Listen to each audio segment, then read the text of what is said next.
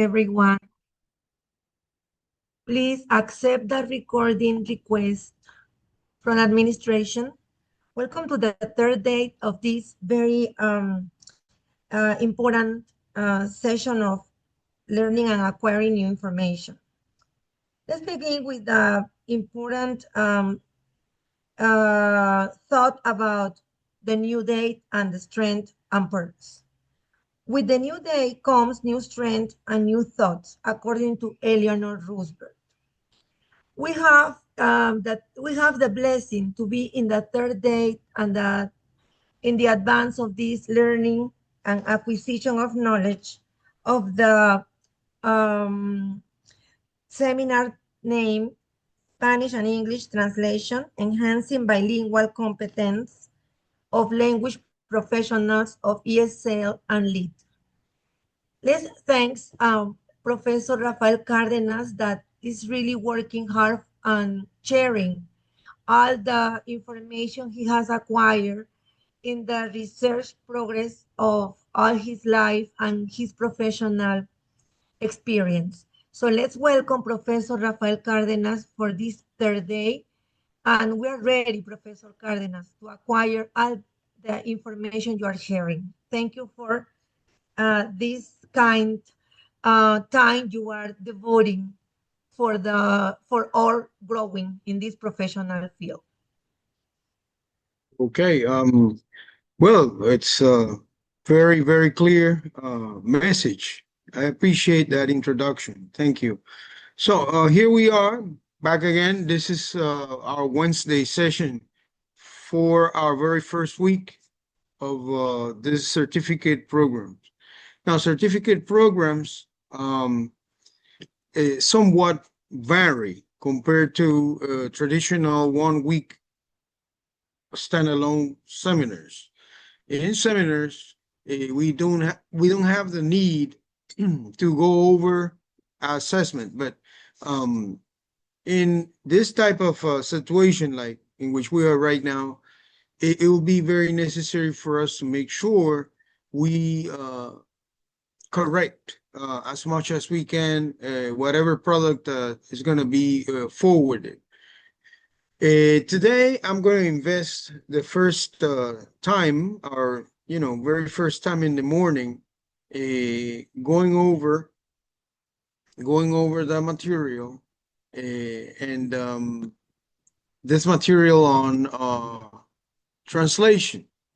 I'm sharing here. It's going to start sharing shortly. Let me see if I may rid myself of all those boxes. I hope it's clear. It's a clear image you have. And I'm going to proceed to work on this material by Remy Attic.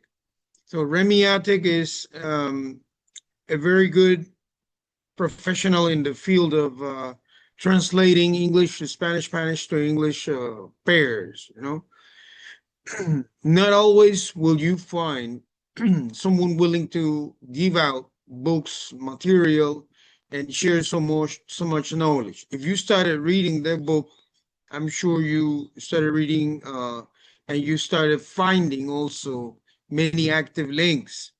Those links are pretty good because what they do is that they take you to resources that traditional translators use, or their advice, highly recommended because of the quality, the content, the type of material they are. Many of these resources, as you know, they're going to be stored somewhere online. What I liked about it is that you don't have to subscribe. You don't have to end up with a subscription of some sort or paying for anything. Most of them are pretty, easy to access. And these are resources that will help you somewhat, to some extent, review what we started talking about. Now, recapping very quickly, during our first 2 days of this certificate program, we started talking about certain situations with translation, right?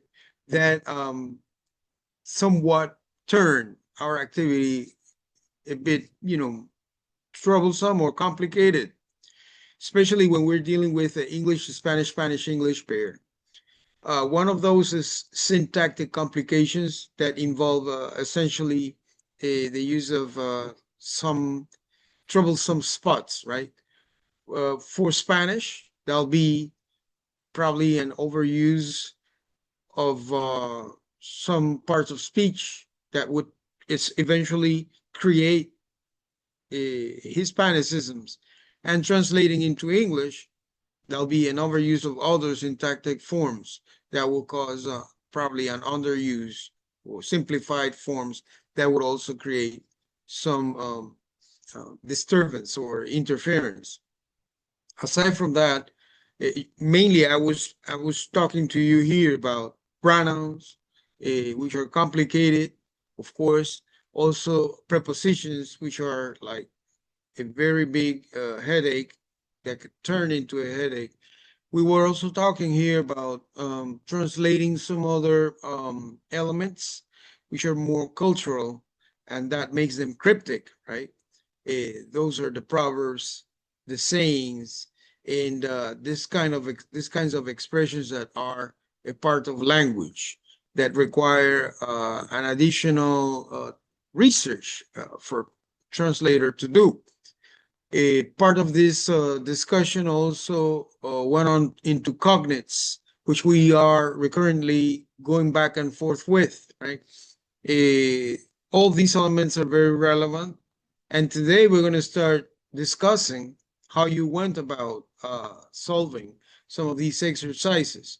So yes, creative translation for a real world context seems like light reading, but it, deals with focused areas, important elements in translation. Now, the very first activity that I wanted you guys to work on, which was required in classroom, was page 5. It was a reflection activity on texts, right?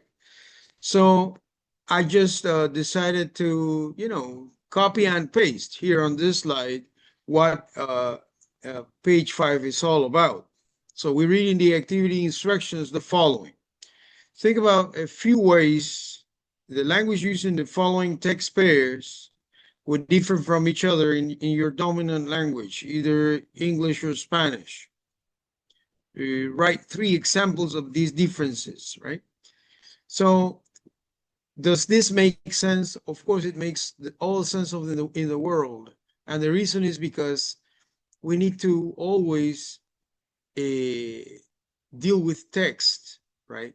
If you are translating, you're going to deal with text. If you're interpreting, chances are you're going to be granted some script for a presentation that'll take different forms. That could be, I don't know, maybe a paper, summary, research findings, a report, etc. So yeah, maybe a presentation. It could be different things, but there's going to be an element of text involved before you start rendering interpretation.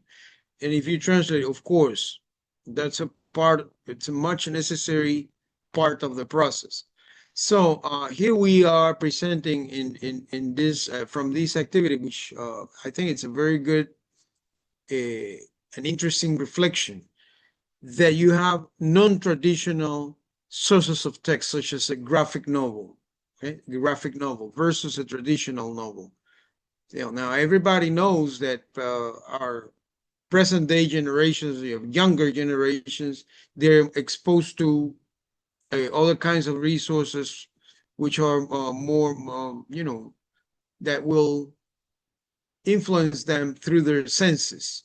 Now, that's the case of a graphic novel, which looks pretty much like a storyboard or a cartoon, right? That's what it looks like, or what we call a comic that has some vignettes, and inside these vignettes or boxes, you're going to have the story step by step. Compared to a traditional novel, which is chunks of text, all from beginning to end, with very little visuals elements. So you have to use your imagination in order to make these things, make sense to you. And we read here, graphic novels rely on visual cues rather than descriptive adjectives to set the scene. Novel break ideas into paragraphs. No, graphic novels break them into the frame of the vignette, right?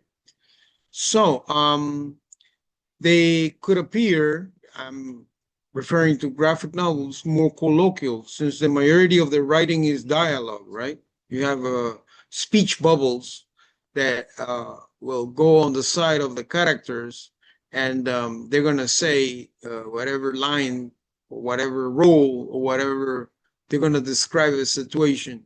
So novels mix dialogue into narrative, right? So you turn conversations into a narrative, and you find insight inserted in the story from a writer's perspective, usually third person, because it could also be first person, but generally it's a third person describing or narrating, creating a narrative.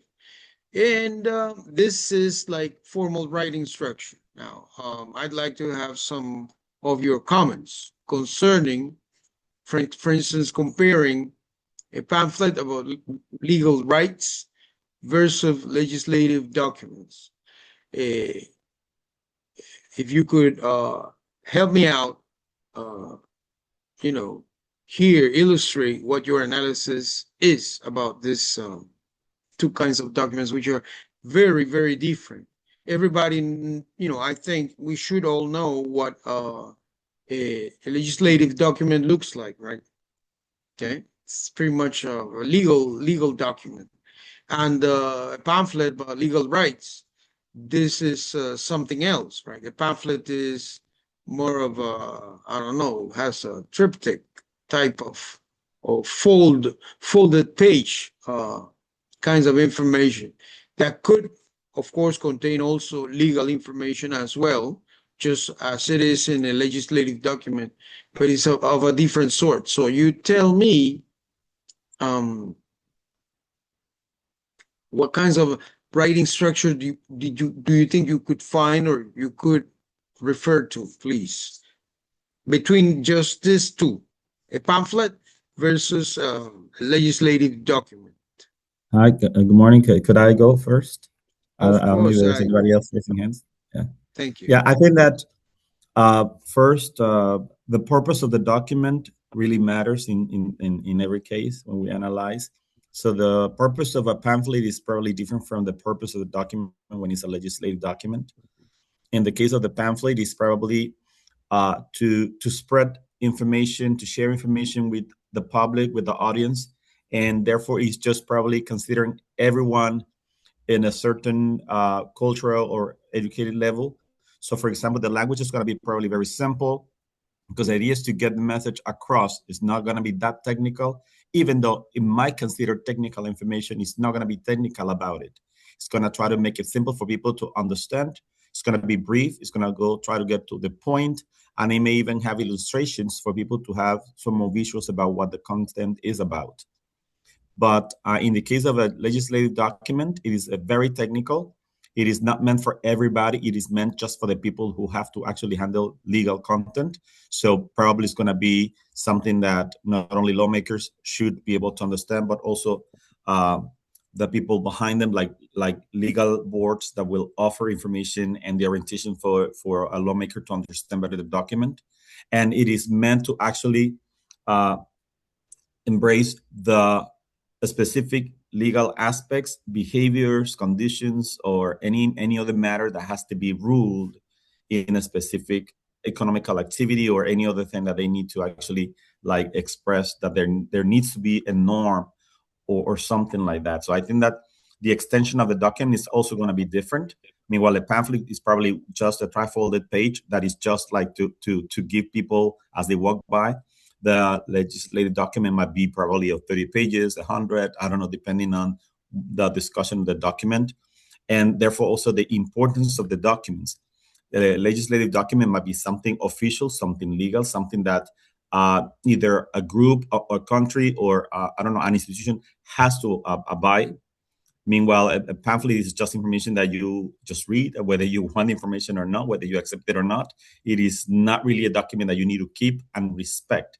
Meanwhile, the legislative document might be something more important that you need to really keep in mind, because it does contain the information that you need to, like, probably have when you're making your own decisions, depending on the matter of this legislative document. So I think that the language itself is going to be different. The register is going to be different, because one is oriented, the pamphlet, to a general audience. They don't know who's going to read it, so they need to make it simple. Obviously, it's not going to be meant probably for children, but it's going to it's meant for like general public. Meanwhile, the legislative document is for people who should be totally involved in these type of matters.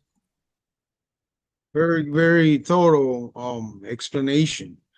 Exactly.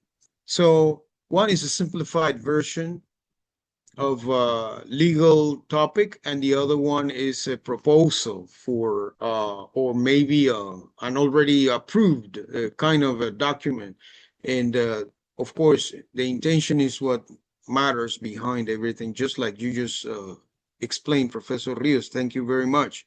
One is educational, whereas the other is procedural, because it's going through the different stages of approval or rejection inside what happens in a legislature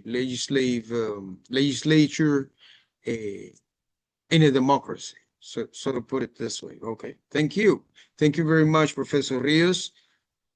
Okay, wonderful. What about an adult book versus children's book? Is there anybody who could did you find the time to sit down and reflect on them?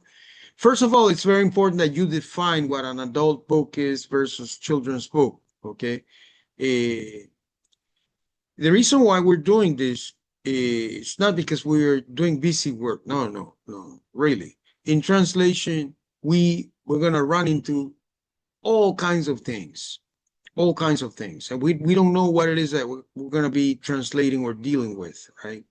So there are different kinds of texts, different of a different nature with a different intention. Okay, so I'd like to have another interesting contribution. So if anybody else would, tell me or tell us or share with the audience, that'll be a great way to contribute. I would like to say what I wrote. Thank I you think very that an much.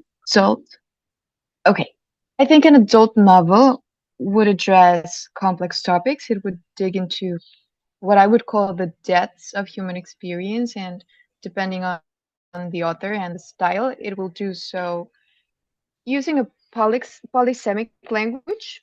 So language that is probably metaphoric or not necessarily direct or explicit, so that it would more often than not express complex ideas through figures of speech. So it would use a lot of literary resources, and it would be a very rich kind of language to express the complexities of human experience. A children's book could also address complex topics, because I have read children's literature that deal, for example, with grief, with sickness, with migration, and human processes that are not necessarily easy and simple. But it would do so in a way that would respect the child's particular stage of development. So it would not present things in a very harsh or direct way. It would use a language that is probably simplified, so that is easier to understand, because you have to imagine that your target audience is not yet familiar with a lot of aspects of language, specifically written language, since it's an audience that is still probably learning how to read. So I would think the main difference would be the tone and the way the language is used and approached to address different target audiences. Very good. Thank you very much, Laura. This has been a great contribution. Of course, for most of us, just in case it doesn't come to mind immediately what they are, it is of the utmost importance to define them, right?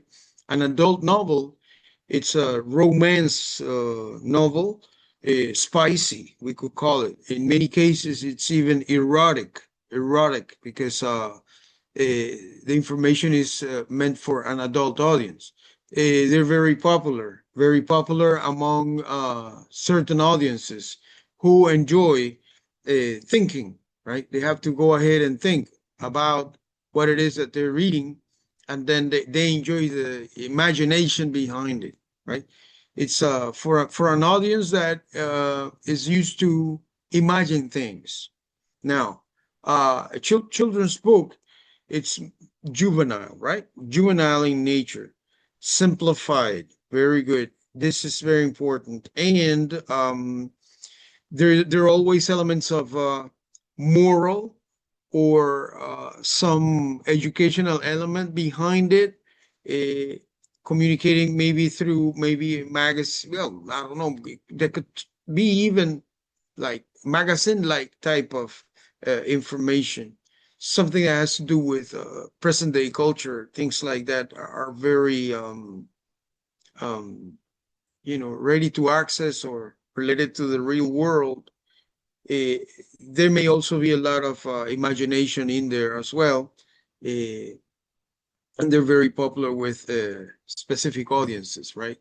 So yes, the message varies so much. Okay, what about the last one, the last category? Text messaging versus business letter, or holiday letter versus holiday letter from your parents or grandparents.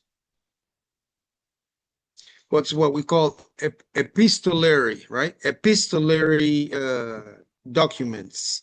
Why epistolary? Because letters are very personal accounts. So whoever did his or her analysis, if you are willing to share, this is appreciated.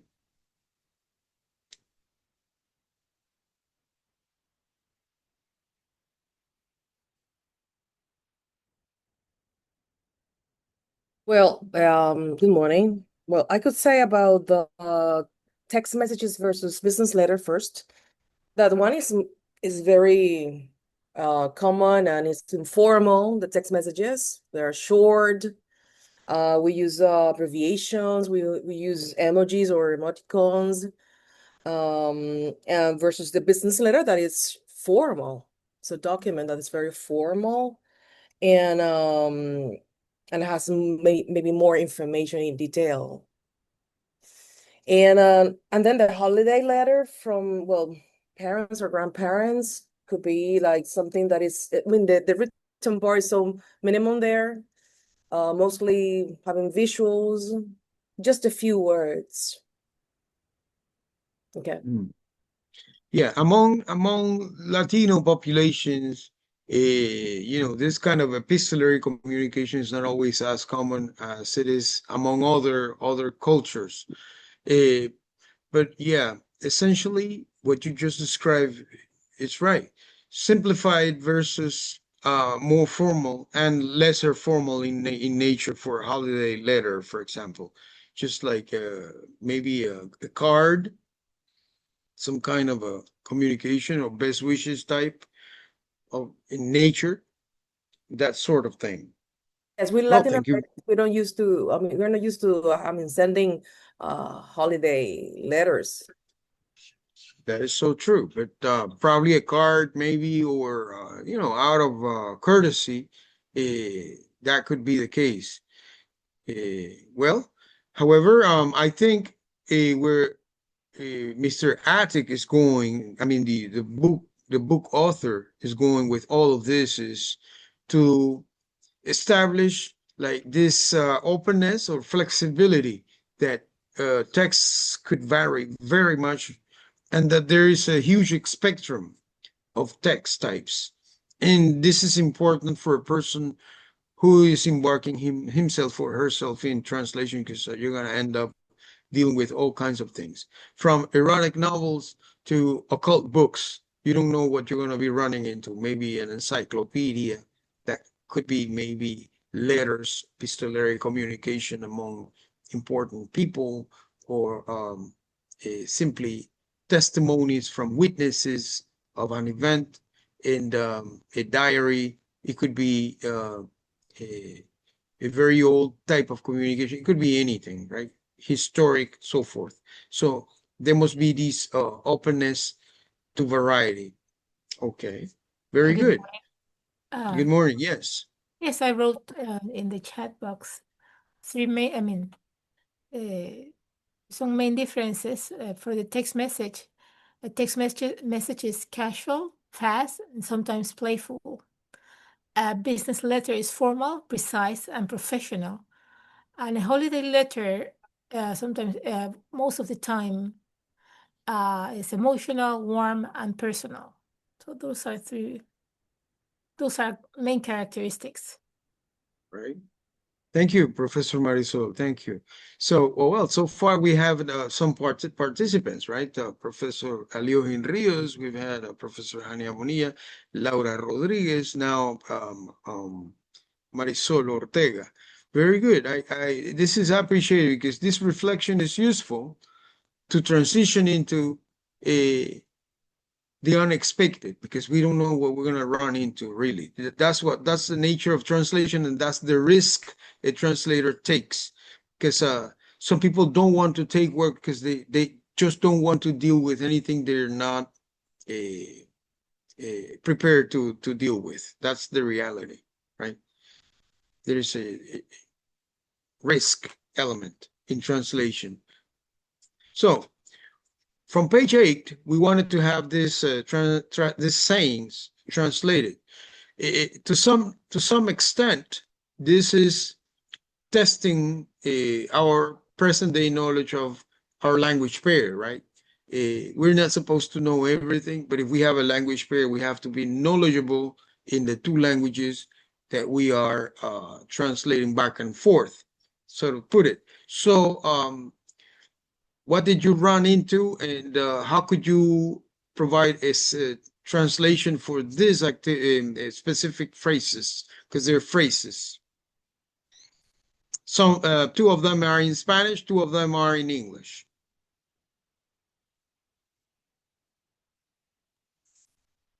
Good morning, this is Maria Lynch. My responses that I found were number 1, buenas horas, mangas verdes. I put good hours, green sleeve. That really make much sense to me. So I found an equivalent in English.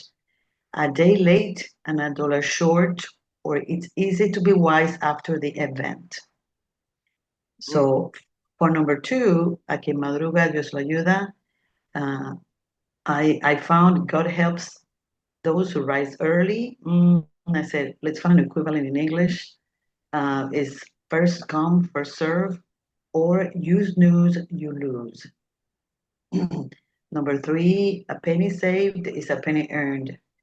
So I found 2, el que guarda siempre tiene, un centavo ahorrado es un centavo ganado. And for number 4, its absence makes the heart grow fonder. Entonces encontré, la ausencia hace que, para mí, la ausencia hace al corazón que ser más cariñoso. I don't know. So I said, let me find something more accurate. And then I said, la distancia separa cuerpos, no corazones. All right. Now, is there any moral behind them? And by the way, could you refer to the tools you use for finding those translations? Yes, I went on Google Translate to find words to kind of find what was making sense to me. But I also went online and I started looking for says in English that made more sense. And I tried to find an equivalent for the phrase. So that's what I did. And of course, I went, pretty much online, and for what I've heard before, what I've learned in the past. And I tried to find between the translation of word and what I could find online, what made sense. I don't have any books on translation for now, so that's what I did. So Well, I discovered that Remiatic provides for number one, too little, too late. And what do you think he implies through that? Is there any message behind it that Or you better What would is, late, like to? sorry. or better late than never also. Okay, and better late than never. Is there any moral, any message behind it, any intention?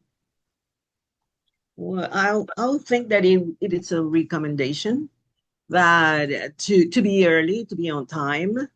There is an underlying message that could be and yes, it is cultural, but as an advice, a recommendation. Mhm.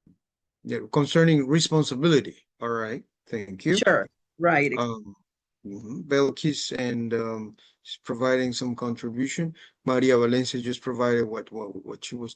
Is there any specific cat tool you'd like to talk to us about, Maria, that you use or any website?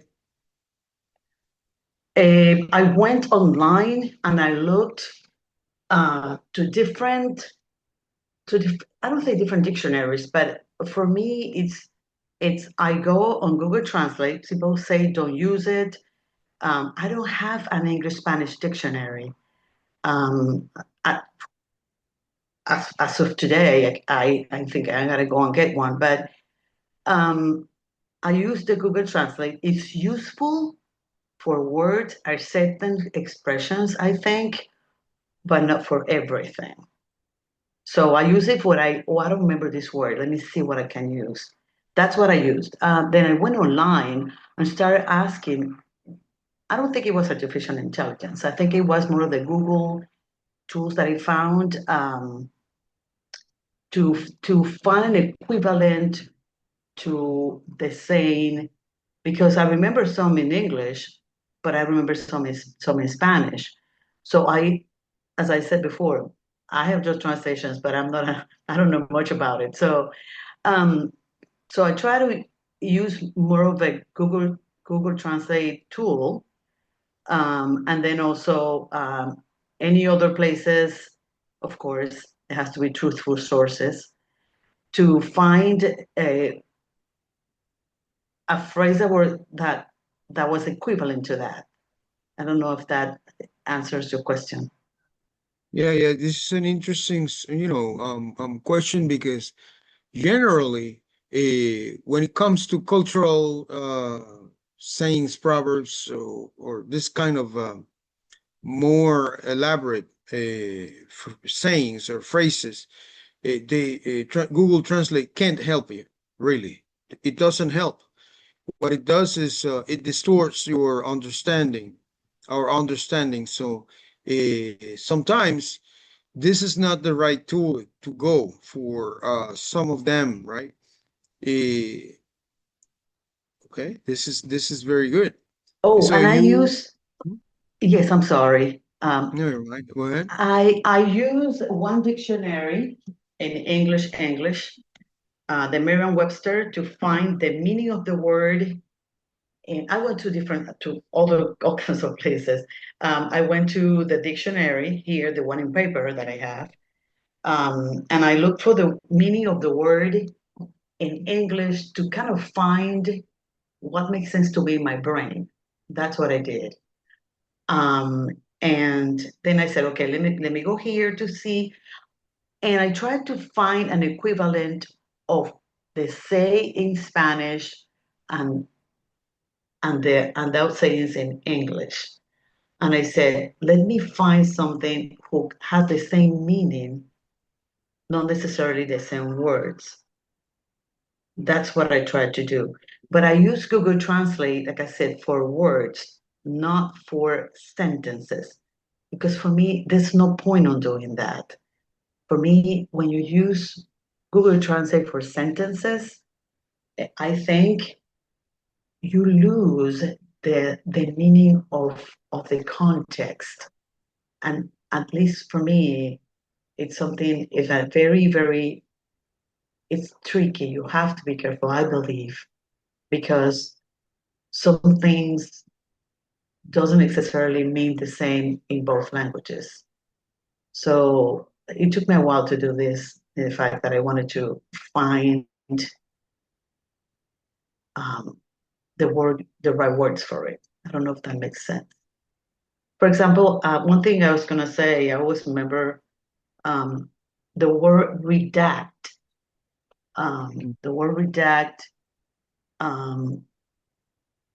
in Spanish is not the same as in English. That's one thing I learned. Yes, totally different. And that's one thing that's one of the lessons that I got. I mean, thanks God I asked. And I asked, what's the difference? And then one thing is redacting is that you omit information. And then I said that totally different in Spanish. And that's one of the things, the lessons that I got, that we have to be careful. Yeah, absolutely. Yeah, this is one of those instances of partial false cognate, because we have redactar in Spanish and redact in English, but the meaning, the implication, the connotation is different, because it's more like editar. But what you're really doing when you redact is you're deleting information. So it's a way to very nicely say that you're leaving some information out for the readers. So that's what redact means in English, right? So it's challenging. Well, I allowed you to try to suggest a website, but you know, the existence of lingue, right? Lingue, it's very important for dealing with cultural things, because this is more of a database that extracts from the internet and creates this parallel text material. So in case you have to translate proverbs and sayings, we should go for something like Lingue, as it provides compared versions, right? On the left, you get the language, the source language from which you are trying to explain something or do something, translate it. And then on the right side, you're going to be getting the equivalent. And this is something that they do through some NPL, some language processing, I think, NLP, I think, language processing. It's a software that does this work. So they have AI elements, of course. I think they call it the DeepL, but this is for free. And I think that's what makes it so important, right? So yeah. For instance, absence makes the heart grow fonder. I think it's very unlikely we're going to get or find a proverb that it's 100% equivalent to it.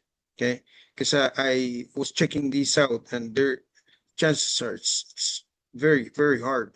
So I got la ausencia hace que mi corazón sienta, but that doesn't exist as a coined expression that people use, or they trade with it in an ongoing form. This is not happening. Fortalece. So la ausencia fortalece el corazón, but this is just like a way of saying, or providing some equivalent, like makeshift, but it's not coined. Is there any other website you know of that could be useful for dealing with cultural information? I strongly recommend Lingue, LINGUE, lingue.com. In case you're not using it, because of the DeepL technology they're using, it's superior in many forms to Google Translate. Because Google Translate is, I think, lagging in this regard.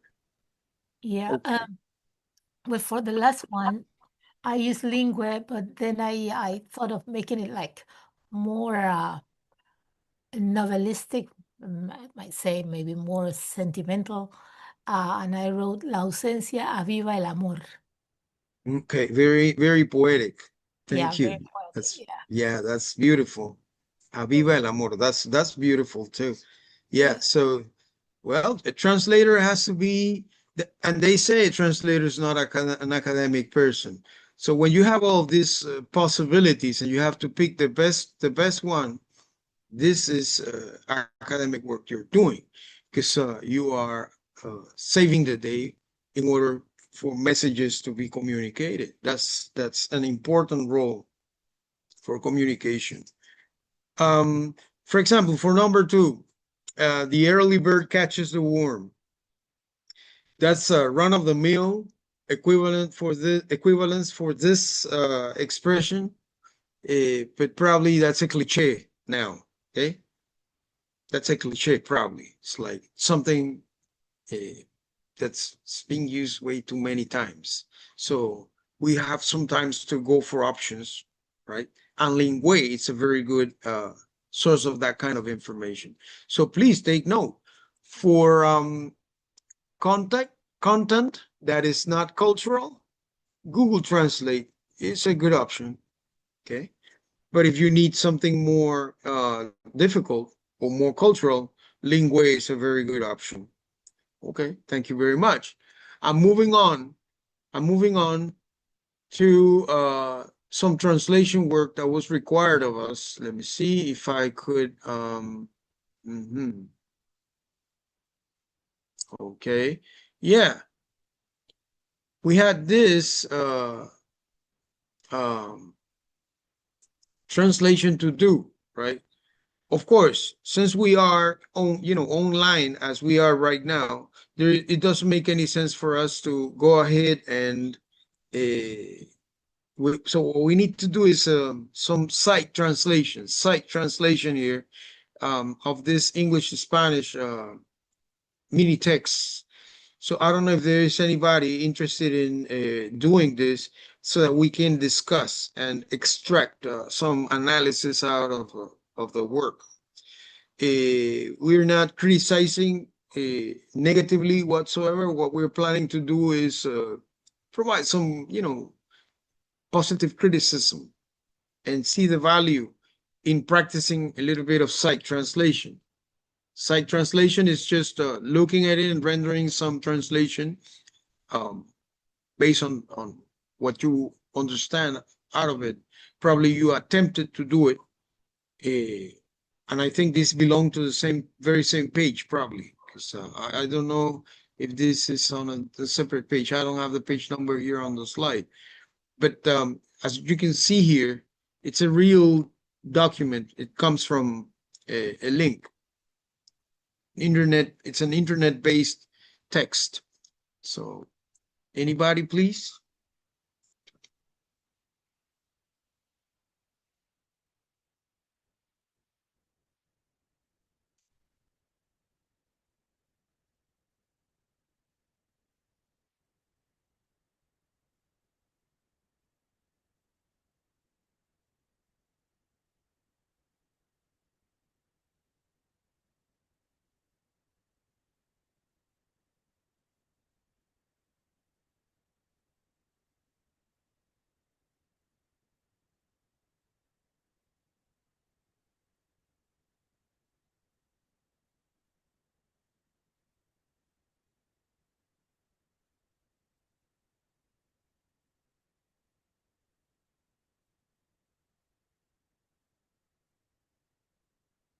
Could you repeat the instruction? I don't know exactly what we have to do. What we need is site translation for this English to Spanish piece of text extracted from this, I think it's a tour related type of website about what makes Miami fascinating or should make Miami fascinating for visitors. So it's a real text. What we are looking at is a real text. We need some site translation.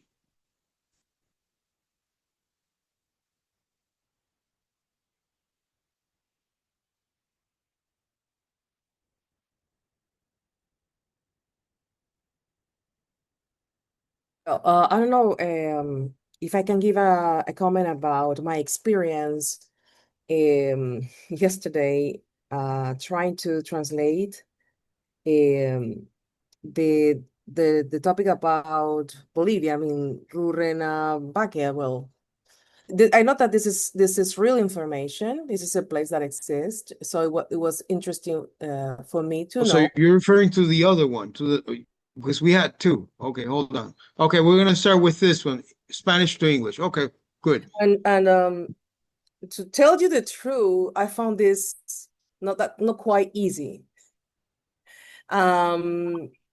This is quite an experience for me because I'm not I don't consider myself a translator. That's not my field. But the activity of practicing, trying to translate something that is real like this about this place in Bolivia, helped me first to acquire vocabulary because I have to use a dictionary. I had to write the whole paragraph and try to see, I mean, from what I know, and I try to translate that first without a dictionary. And then the things that I didn't know how to express, then I use a dictionary. But then I compare what I did to using these tools that we have right now that simplifies many things. And I realized that maybe I wasn't that accurate, or that was totally different from my own idea. And I come to the conclusion that this task of being a translator is not that easy. It's very delicate. And it's very also subjective because it's the way you consider it translated. And it may differ from one translator or one person to another. Even using tools could give you another way. So, and the book that you share, the author also mentioned that translations, there are no perfect translations. It could vary depending on the person. So every translator give it like its personal touch to the translation. So I had to change. I mean, I scratch what I did, and the words that I were not the same. Then I compare, and then I scratch mine. And oh, and then I added the version that I found that for me was even much better than mine. But in that way, I felt that I was learning. You have to practice. Absolutely. It takes It is practice. challenging. Yeah, it's a challenging Yes, activity. Yeah, definitely. thank you very much, Professor Bonilla, for providing your input. But could you provide some side translation of this? Like to give us your version of this very same text? To be honest with this one, I tried after I did mine, because this is very important, because here ethics comes to play. Here I did it first, and then I compare it. I used ChatGPT to see what was its version, and I realized I felt that it was really good, that version, compared to mine. But the important thing to mention here is that first you have to do it. There's no merit in just using it to do everything for you. No, because in that way you're not learning. So it's Very important. good. Yeah, this is a tool to help us, not to use it to do everything. That's why ethic comes here. But experience why, yeah, it was really, really great at night. Yeah, yesterday night I spent many hours yesterday in the afternoon, and I realized that this is not something that you can do in a few minutes. Okay. So well, that's Okay. my experience. Are you saying your site translation or not? No. Oh Are yes, you I said sharing your version? ChatGPT. That is in well, I No, no. have What by site translation is that you would tell us your version oh here. yes. I mean my bad version. Well, don't say it. Don't say it like that. But your version, Okay, well, just to read it. please, by Okay, all well, means. I had well, that's a weird name, difficult name. Rurrenabaque. I don't know if that's pronounced this way. That's in Bolivia. is a small town. Well, I had a small city, but then I was corrected up to town. So it's a small city to the north of Bolivia, but then I found another version that says it's better to say in northern Bolivia. Yeah, and it sounded better. Located in Beni department and to the entrance, but then I changed that. I had a better version. So located in the department of Beni and to the getaway to the fascinating world of the jungle. So the city with no, I changed that then later. The tropical climate town is located on the banks of Beni River. Rurenabaque is the starting point for several excursions. I used tours first, but then I changed it to excursions that allow visitors to explore the region's flora and fauna or nature, if we want to generalize. And the town has numerous hotel, or in this case lodges and travel agencies, and is very pleasant for visitors. Right. Very good. So you just struck all the keys exactly. The terminology speaking, there's some terms, right, that will be troublesome here. Okay, very good. Yeah, all of that about, for instance, lodges or shelters, maybe hostels, and at the entrance of a jungle, fascinating world of a jungle. All of that is like troublesome, right?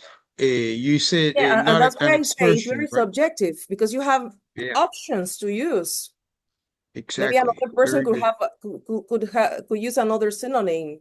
I could use one, Mhm. and the other person could use another. So that's why it's also subjective for Very the good. translator.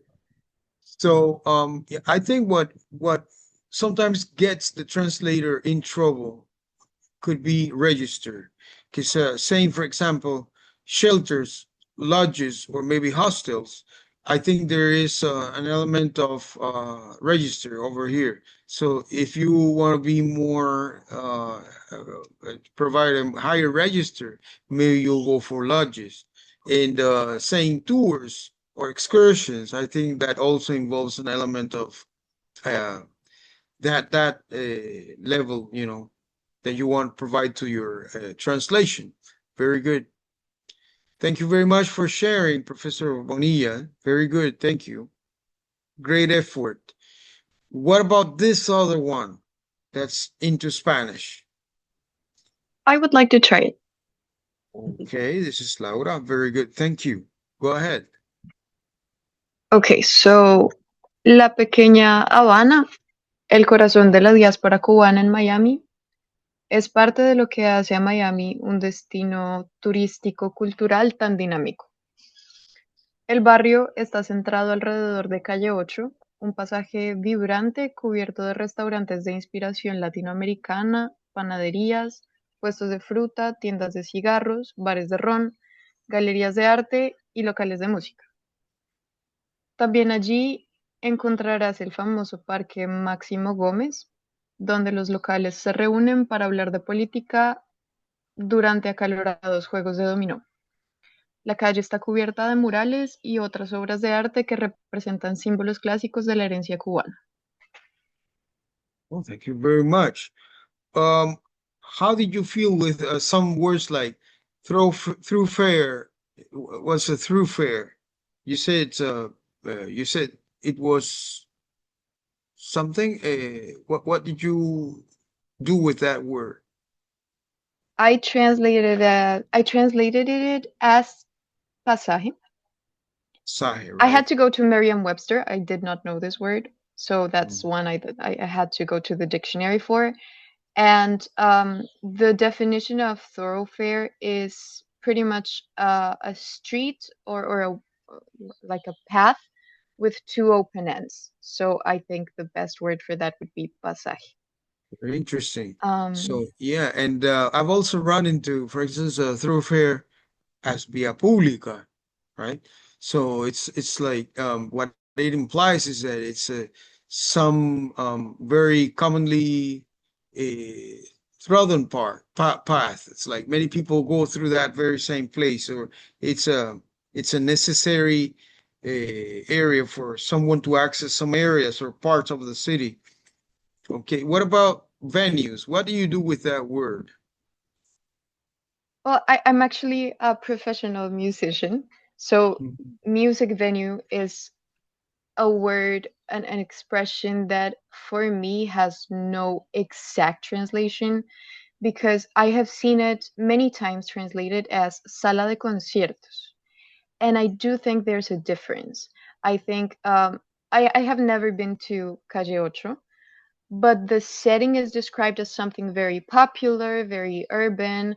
And what I imagine the music venues are in Calle Ocho is more like bars with I don't know, maybe jazz or Cuban music where they improvise, and that's closer to a bar than to an actual concert hall where you would listen to a symphonic orchestra.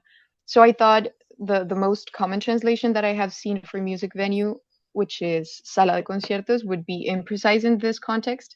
So I decided local de música, which is not exactly venue, but it's kind of what I thought would be closer.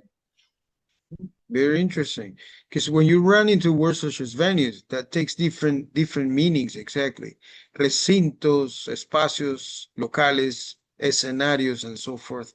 But I think the rendering you provided was effective enough to to to preserve meaning because that's our ultimate goal. Okay. Eh, okay. What about heated games of domino? How would you translate such a thing? What did you say about it? Overheated games of dominoes. Yeah, there are actually two challenges in that sentence. Over, because sobre, it's more like sobre la mesa. It's not exactly over, so I didn't use sobre. I used, what did I use? Durante, acalorados juegos de dominó. I used Interesting. acalorado because it not only keeps the meaning of something that is hot, which is kind of metaphoric, but it also shows how everybody is very invested in the game. So if I say un debate acalorado, it would be like a very heated debate. So I think it's pretty much the same in both languages. Sure. And that preserves the feeling, the nature of the activity that involves probably some element of gambling, maybe, who knows? And of course, that's why it turns heated, or maybe people are competitive, they don't want to lose, and so forth. All of that is preserved over there. What about murals? Is there any conflict you had with the word murals? I just directly translated murales because I know that it's an art style, muralismo and all of that. It's an art school, so I just thought it would be very simple to just find the equivalent since it's the same art form. Yeah, yeah. So, yeah, this is it. Thank you very much. All I can tell is these kinds of activities, you know, the quality of a translation, because this is something that we constantly talk about, requires us to go back and forth and see if we understand.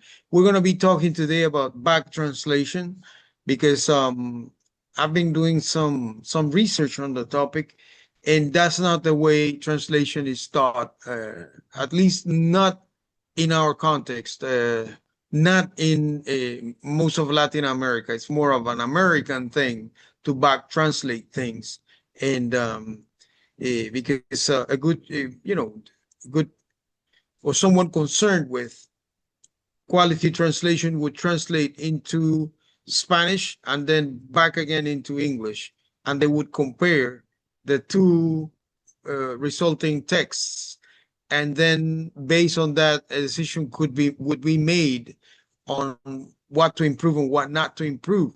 So there is this element of quality involved, and this is how they go about deciding if your translation was good or poor. It's they tend to label it, right? Thank you very much for your effort. And I think this exercise is very useful. It's important to take a look at least some of these questions that, we could probably ponder. Are we confident that we capture the nuance of the source? This is always a challenge. This means going for the best option. It's not always possible. We're constrained by time, generally. Translation work is for tomorrow, generally, or for yesterday, so to put it in simpler terms. So we need to go for some option that is suitable, but sometimes it's not the best one or not the only one, and that creates a conflict. Part of the experience of translation sometimes is easy when you are familiar with the topic. That's the way I would put it, right? And that is why you have translators specializing in some areas, right? We have commercial or legal and so forth, or medical, so forth. Which aspect is the most challenging? Well, dealing with unknown terminology. This is, believe it or not, a problem. And that is why most of the translation that occurred in the past focus on word for word. Now we go more sense for sense, as we've been discussing in this program, in this certificate program, but terminology gets in the way and may derail meaning, change, or confuse people reading. And we have to think about the readership above all. Now, comparing the translation without judging, okay, it's important to at least take the time. And this is because of translation theory, that we need to establish a procedure that respects how we go about translating things. Areas in which they differ, what we think that is the resources used to arrive to products, right? Because it's a process, it's an activity that involves a process, but the product, is it good quality or not? Sometimes back translating would be a good option here, okay? Back translating and comparing the first one and the back translation. So those two texts, are there troublesome areas? Mm-hmm. Yeah, I think someone wanted to say something. I just, I don't know if you can hear me, Professor. Yes, now Hello? now we Good do. morning. Now I do. I do, yes. Yeah, Professor, concern, yeah, when we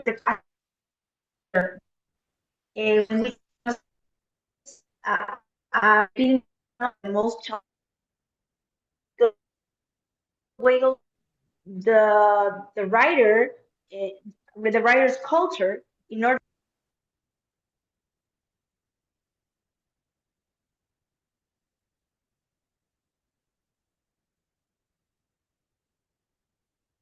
Unfortunately, it's cutting off. I did not listen to the last part of your comment. I couldn't listen to the last Now, part. yeah, Could yes. you Can you hear me now? Yes. Yeah, yes, I do Okay. now. Yeah.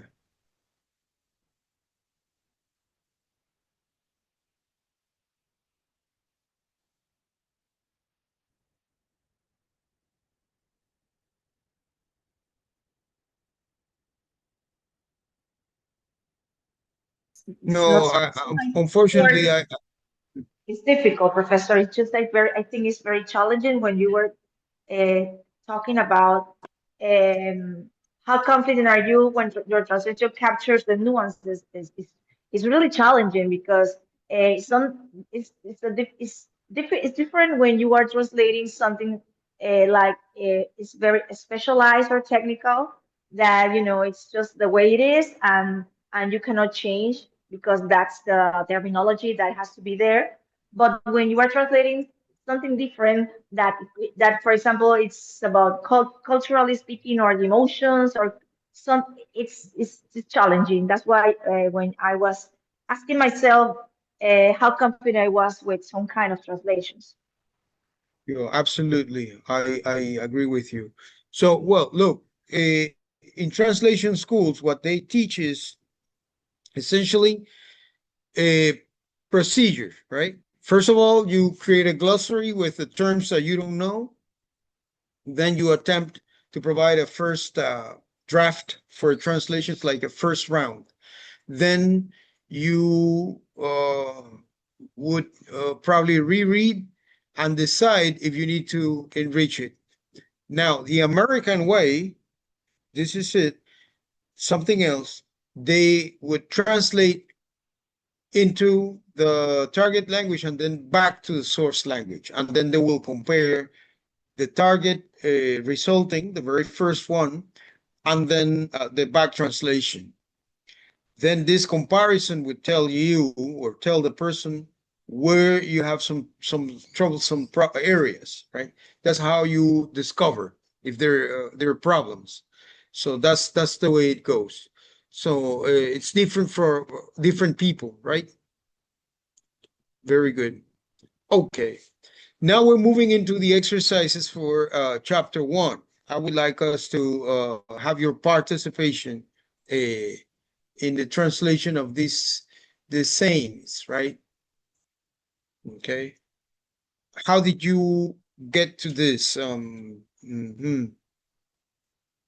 you using the ones that, equivalences that you have traditionally used before, or did you come to a better option? How did you handle this? So we have 3 of them, right? And the question is very specific. What is the colloquial character of these sayings, right? Colloquial character, by that we mean how natural they are when we provided a translation, right? So we have 2 in Spanish and 1 in English. Right. Well, if let me answer if I Okay, Belkis, thank you. Right. Okay. Well, first, as a translator, I think I am not a certified translator, but I have some experience in translating. So we're looking at it as it is requested in the instruction, and to keep the colloquial character, we must try to identify first what is the message underlying it. Could be moral, could be a teaching, and then there is something that that should remain intact, and that's when we're translating, trying to give them the sense. So it makes it, here we can apply the theory of the scopus, the function of the message. In the case of, we can have it, we can make a literal translation, or we can have a functional equivalent. So let me see if I can provide my examples, and we can look at it in the sentence. For example, we have a donde fueres, haz lo que vieres. If I can translate that literally, then I can say, wherever you go, do as you see. Okay, I can, that, and that would be a literal translation. But there are also other equivalents that mean the same. In the case of English, we have, when in Rome, do as Romans do. That would be a equivalent in the sense of keeping the colloquialism.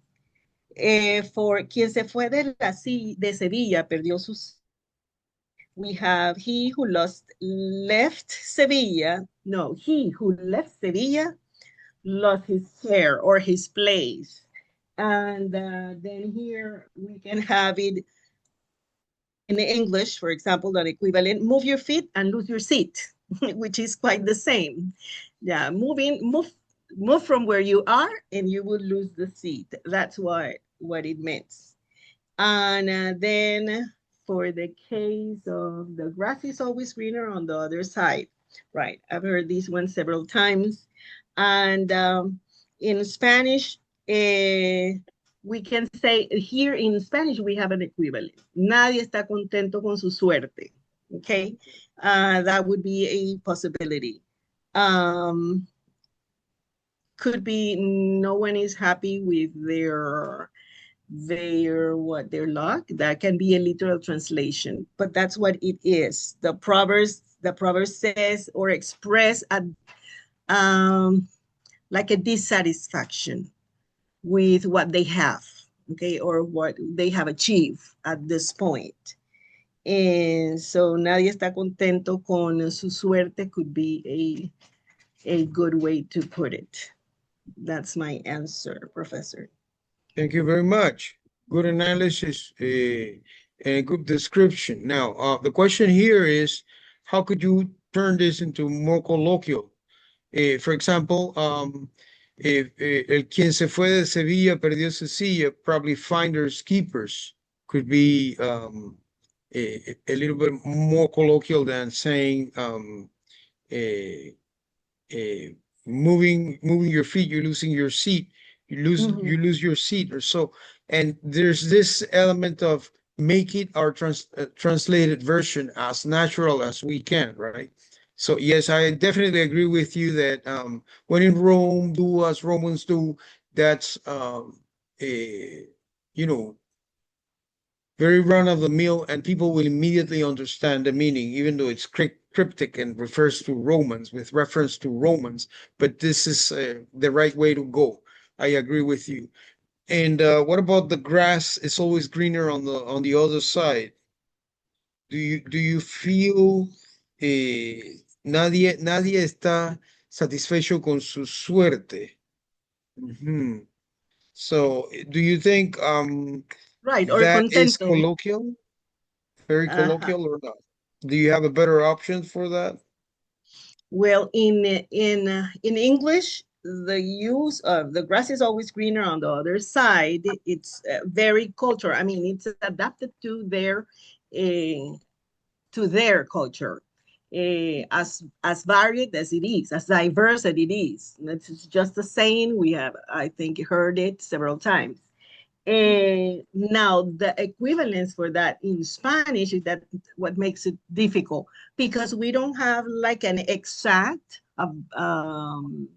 equivalent for that. So we have to reinterpret the words, then to transfer the message, the real message. So yes, what it implies is that el jardín del vecino siempre parece mejor. That's what probably will be, which interpreting it is where we are not satisfied with what we have. No estamos satisfechos, no estamos contentos, nunca estamos contentos con lo que tenemos. No parece ser suficiente. Okay, that would be the message underlined. An exact equivalent for that is hard to tell. But I will use it. I would translate it by saying no one is satisfied with their own situation or their own luck in life. Their own share could be another possibility. Yeah. So yeah, well, remember that we are struggling all the time to preserve meaning. We don't want anything to get lost in translation, because this is how things get lost in translation. When we can have like a very exact type of a form or equivalent form. Thank you very much for your uh, ideas. Very good. I hope very, very interesting. So do we have any other comment? Okay, and if I use Okay, because I found for the last one, I found la hierba siempre es más verde del otro lado. Very good. Would that be accurate? I mean, use instead of nadie está contento con su suerte. Yeah, absolutely, because this is one that will get lost in translation because we don't have an exact equivalent phrase or saying for this one. There are different options, and depending on context, it could take different forms. Absolutely. Any other comment? Hello? Uh-huh. Yes, Mariette, right? Mariette, yes. Mariette Well, I Gonzalez. don't know if this one is okay, but for the second one, I found you snooze, you lose. Mhm, mhm. And also for the grass is always greener on the other side, I found La gallina de mi vecino pone más huevos, and I have heard this expression before, but I don't know if this could be idiomatic or colloquial enough for us. But yeah, I think that this is can be somewhat accurate. You just provided two wonderful solutions. Thank you. Thank you. Is there anybody else would like to contribute?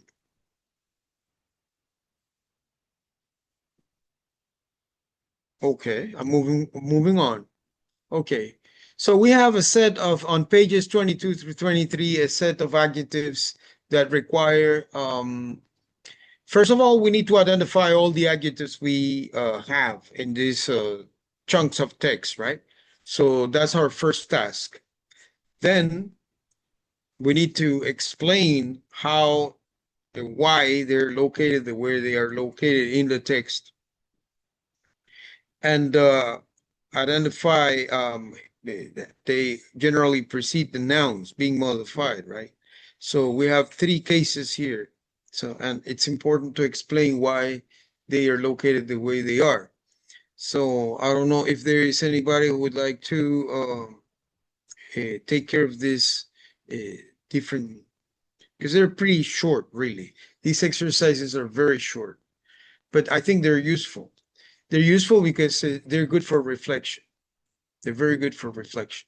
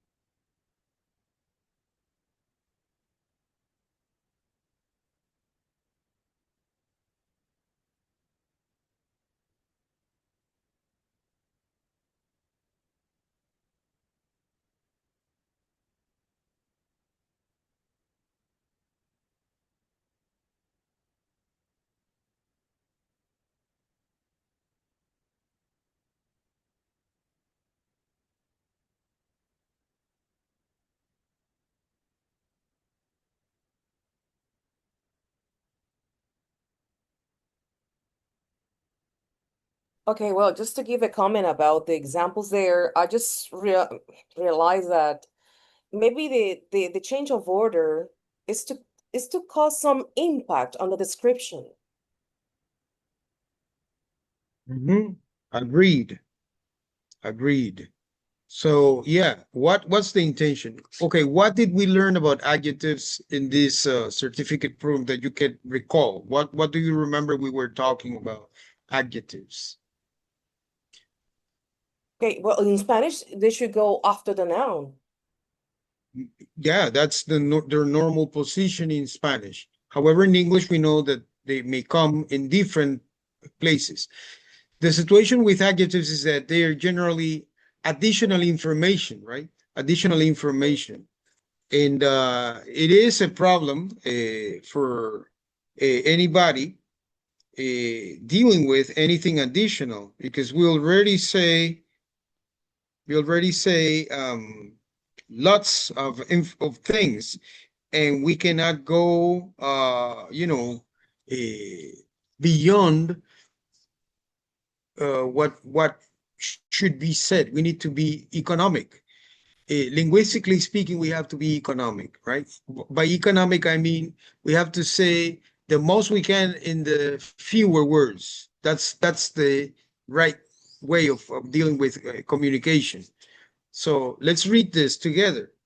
So, a partir de hoy, es muy posible que la irrepetible experiencia, okay, here I stumble upon the very first case here. We have existencia as a noun, and then I have irrepetible, right? Irrepetible. That's my first adjective. And it is preceding this one. So, and we keep on reading. De la época más clásica y dorada de Hollywood. In that case, we have a época, of course, but we have clásica and dorada right after it, right? De Hollywood, que definitivamente guardada, okay, solo en los libros de historia, period. So the one that I detected is irrepetible existencia. That's the only one I found. And I don't know, what do you think about it? Is there a reason why we have that arrangement? Like, instead of existencia irrepetible or irrepetible existencia, is there a reason why this adjective is preceding the noun? Okay, again, what I said, it's to cause some impact, because if we know nowadays, I think Hollywood is not the same as before. So maybe that's why that change of order there, because there is a difference now. It's not the same. That's losing some credibility, or I don't know. Before it was so important. They made great productions, and nowadays there are others who are doing the same, and Hollywood is not as important as before anymore.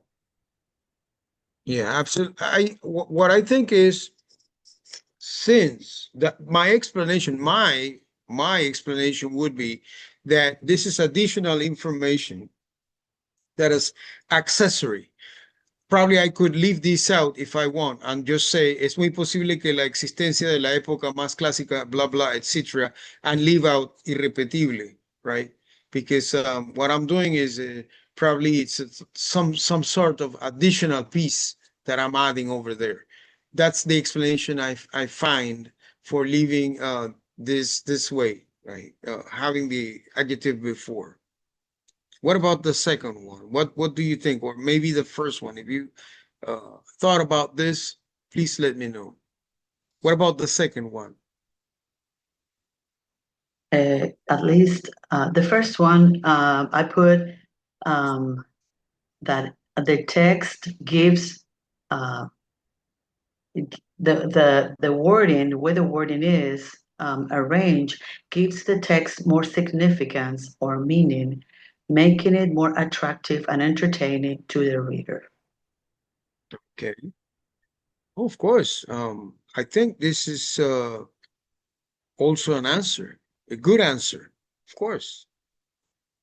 It's a matter of significance. Exactly. Probably because of the context, or because of the nature of the piece of text. Maybe this word plays an important role in the continuum of ideas and the development of arguments. Very good. Thank you. What could you say about the second one from taragi.com?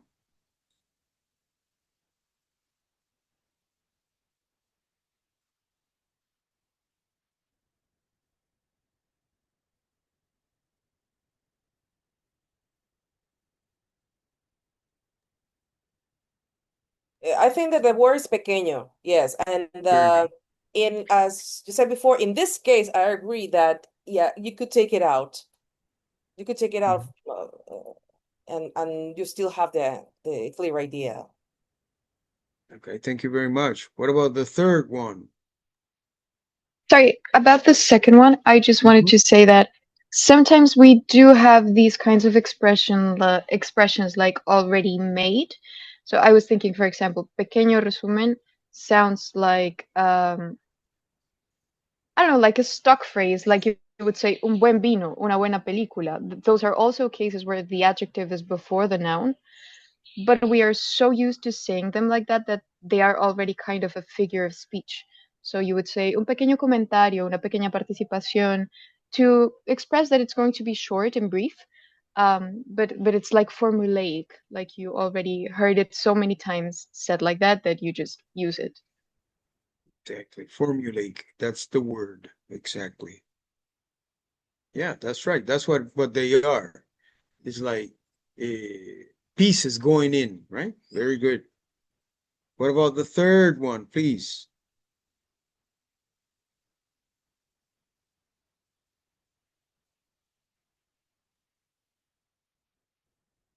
I found that my comment was this type of sensational news grab people's attention when selling on the internet. As an online newspaper from Mexico, the value of the car was expressed in pesos mexicanos to give more emphasis to the note about the celebrity, and more clicks online mean more business. Yeah.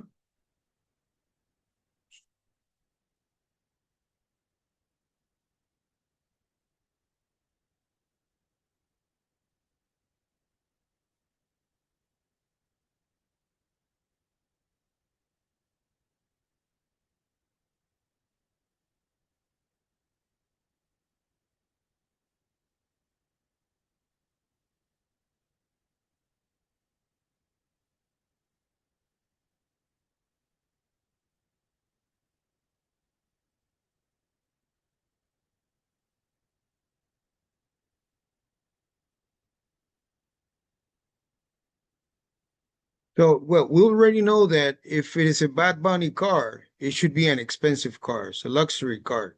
But this information is repeated or reinforced, right? Because we already have like 90 millones de pesos mexicanos. So just in case someone out of the Mexican context reads this online, probably they are not aware that 90 millones de pesos is a lot of money. Maybe they think it's an inexpensive car. But since this hit the internet as information about an event, what makes the event relevant? That the car was extremely expensive.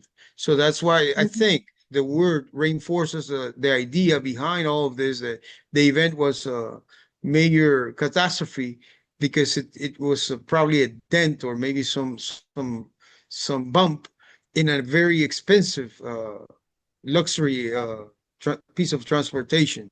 So you see here, lujoso, right? Yes.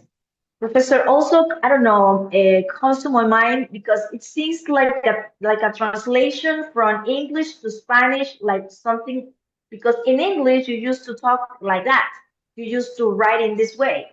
So lujoso auto is just expensive car in English. So maybe this is something what was translated almost literally from a newspaper or whatever media in English. Yeah, absolutely. Chances are, Yes, because it because seems like a translate. If you like take words like by the sentences like that, you can translate it into English almost exactly the same. Mhm, mhm. Yeah, there are different things to analyze here. One of them is redundancy. It's somewhat redundant to say lujoso and then give 90 millones. It's like the price of a car. And this adds to what we call morbo, right? And Yes, professor. Like be it, more important that more important to something like is not so significant. But if you talk Exactly. about money, people get attracted because they are emphasizing not just that it's expensive, but also how much it is. It's So it's gaining. like Mhm. the redundancy has a meaning, has a kind of it's not just for nothing. It has a cost. Like it's because it's a way of getting people's attention uh, to read that article because you're emphasizing that it's expensive because it's okay. So people like, oh, I would like to know. It's just this marketing thing that is around everywhere. Wonderful. So it's a way of gaining exposure for this piece of information. Maybe it's a libel, maybe it's not true, but they're trying to, morbo, by the way, it's a very difficult word to go ahead and translate. Morbo, okay? Why is that? Because this is something more of our Latino background. This is part of our identity as a Latino that people will go for that. Now, in other cultures, of course, they have spaces for that, but they're very clearly identifiable and they're more like a joke, than anything. But I would like to. for us, it's not a joke. When something is morboso, there is no joke element about it. Let me just give you an example. Tabloids, they will bring this outlandish news on things that are unreal, like Mr. Trump announcing that he's going to reveal the existence of extraterrestrials. Okay. He started saying that on TV. That, explains the way they treated that piece of information, explains Mr. Trump's tendency to be more of a communication man than anything, because that was his way of, I think, joking with the audience. Because people who have to uh, pay taxes and buy eggs for breakfast, they just don't care about if extraterrestrials living in the world or not. People don't care about that. No one's going to do anything about that, and they keep on saying that it's going to be a chaos if they talk about it. No one cares, really. This is the reality. People don't believe this makes any sense or it has any importance. Okay. So yeah, let me see. Uh, is there a box up on the screen? Do you see a box in the screen? There are like three, but they're small ones. They're tiny ones. Yeah, I'm sorry about that, but that comes from Zoom, right? That's the Zoom feature that is telling me that, yeah, I'm sharing the screen. So I don't know if I can do anything about this. I'm doing my best, see if I can read myself from them. But does it prevent you from reading No, the in my case, sentences? All no. right. Thank you. No, no. Appreciate it. Thank you. Thank you. Yeah. So how will you translate morbo, for example? Before going a little further, Professor, I wanted to make a comment on agreeing with what Katia Quintero has mentioned. I was also wondering about the type of message and how was it constructed or written down. And as a translator, what we would do is immediately to check on the source. And here, this source, Periódico Central, Mexico. So it actually supports what Katia was mentioning. This Periódico Central, I found two, Instagram and Facebook. Both are have the social network they use for this, and they describe themselves as periodismo poblano e irreverente. That's what they say. Somos un Mhm. periódico poblano irreverente that makes information available to everyone. desmadroso y crítico. Of course, this is highly regional because it's in Puebla, not exactly in the city, the capital city, but in a place which is in the outskirts of the city. But well, what I meant is they are actually, they're very critical, or let's say probably not as serious as we could say. They will try to use this type of news to get or to gain likes, probably. So that's why the way they use the clip to attract people's attention. They're trying to spark curiosity. That's what I was saying about Módulo. Módulo could be translated as curiosity, because people who are curious, that's what they do. They there's this morose element of trying to find what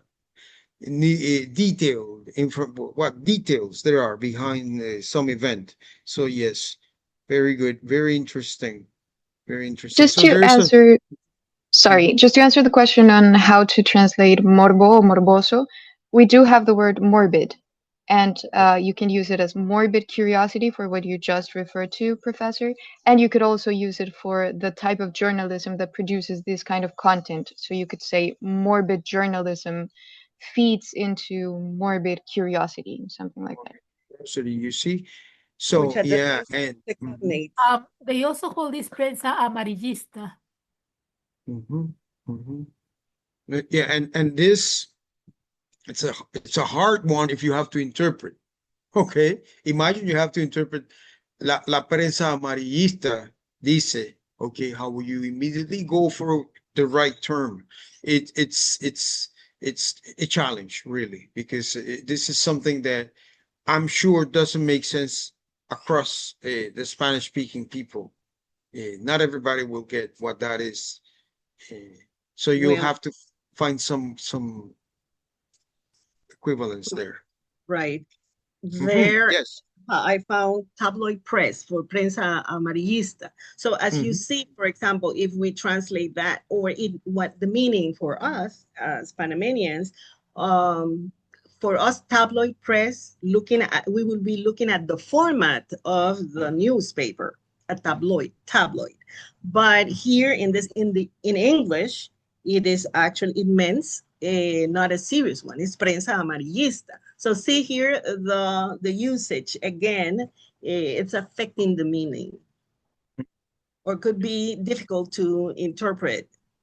We will probably can misinterpret the message because of the words that are being used. Okay. I think we could also say prensa sensacionalista. Interesting too. So could you translate such a phrase, prensa sensacionalista? So you see, that's the challenge. It's like communicating that the right way, that people understand, that makes sense also, that's relevant for the situation. So there are all kinds of challenges for the translator and the interpreter, and then they don't want you to charge any money out of this work. That doesn't make any sense to me. So yeah, absolutely, interpretation is expensive because it's such an effort. It is indeed such an effort. All right, we should be moving on, but I'm slowing it down in case you have something else to say. I want to allow you. I don't mean to be disrespectful or anything. If you see any black boxes appearing, some of them are out of my control, especially those at the top that appear at the top. Those this one that you see here, this is controlling buttons from Zoom, and I have no control about it. Also, I have another tiny box down here that tells me who is speaking, and that really is beyond my control or understanding of how they work with it. Okay, so I'm gonna move on through pages 26, 27. We also had this other pieces of text for I'd like some site translation for this too, and your commentary on how this went about.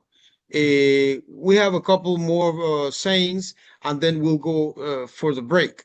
But I'd like site translation, if that is possible, for us to discuss here on this text. This is also extracted from Remy Attic book for us to look at and see if this was something very difficult to do or not.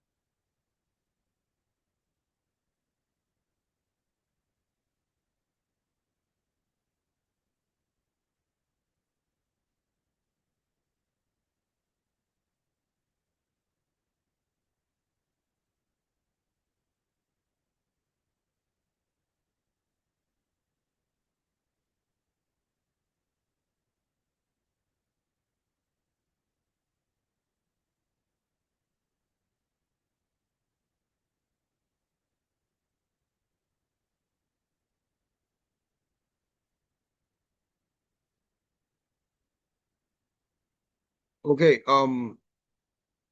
remember, well, first of all, I'd like to ask you, how will you rate this translation of these texts? Difficult? Was it easy or difficult?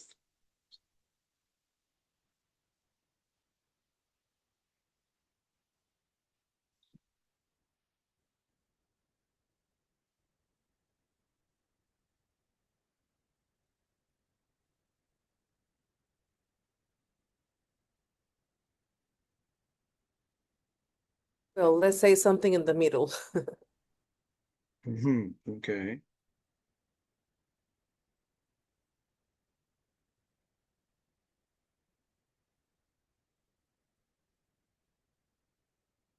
Or could you say this is technical?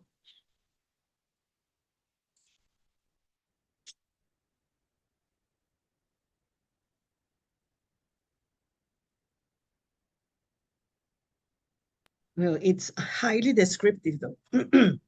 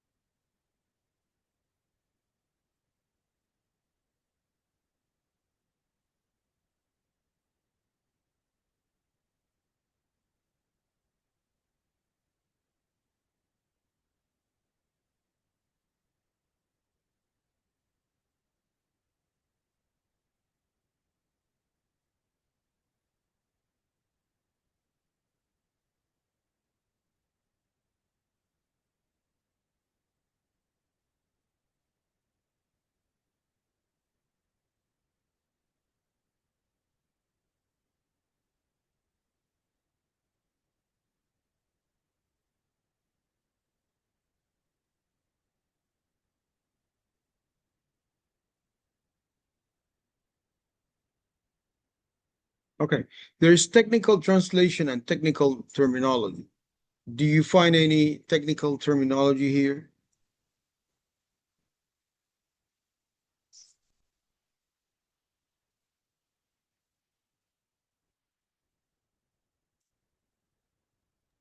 I would say yes, because of the different names of the animals.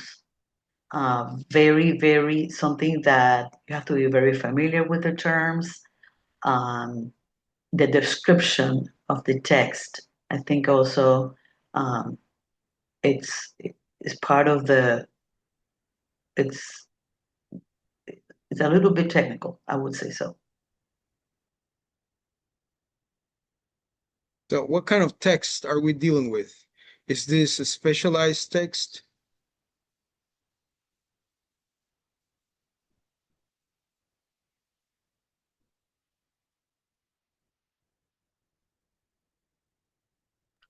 I would say more on the biology side of all the flowers, the plants, the animals, the geography of the place. That's more to the biology side. Okay. So I'm not gonna have you do site translation for this one because I think we don't want to go over time and this could take a while.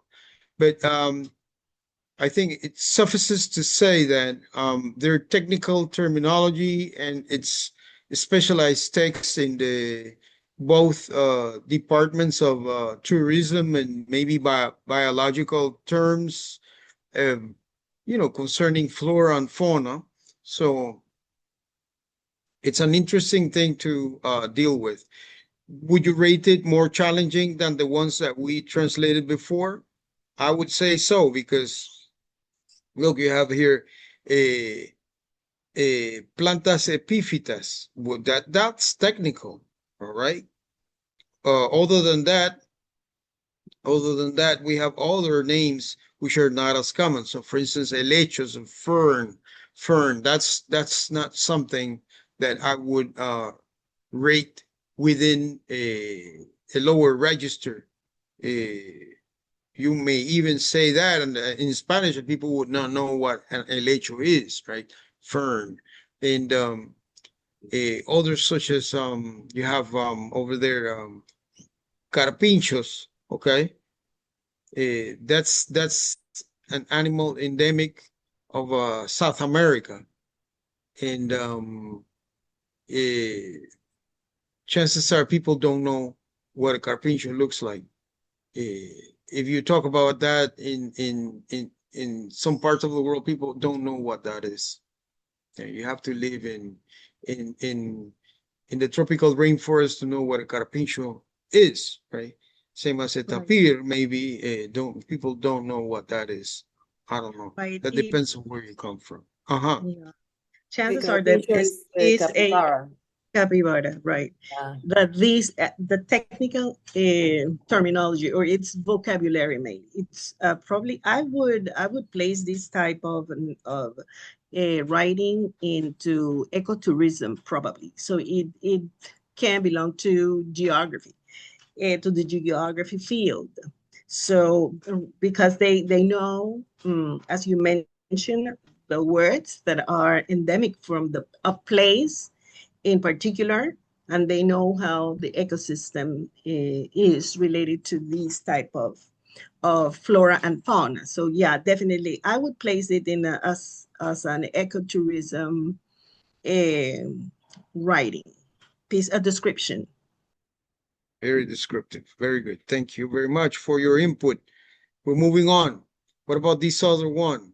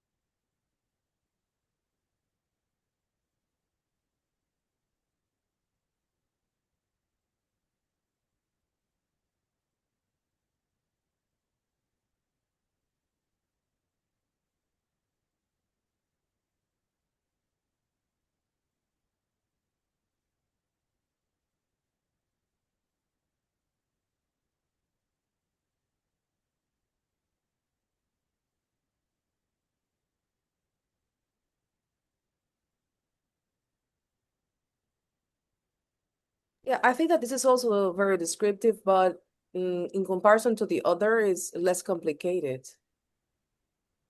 Okay.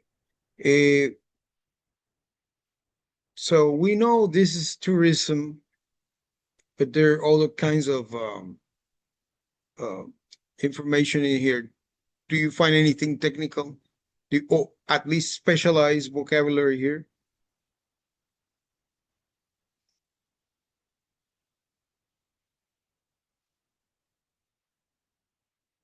Not really. That's why, yeah, it was easier to do. Okay, so it's not as technical or specialized. What could you say in terms of a register? Is it a high or lower mid-register text?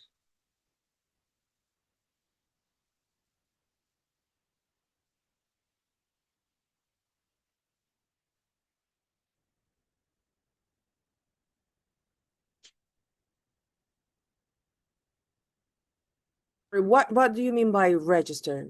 The register is how elegant the writing is. If it's because remember that when we analyze text, we have to think who the readership will be for such a text. So is this for common everyday people who don't have any with lower understanding of topics, or for someone who is more educated and could be like going for something concrete or specific? So who do you think this is aimed to? Right, I agree with you that this would be intended. I would say it is a mid. I will leave it into the mid term of technicality. But indeed, the purpose of this or the audience for this is people who is educated, that probably is looking for a cultural tourism or an appreciation of others' cultures.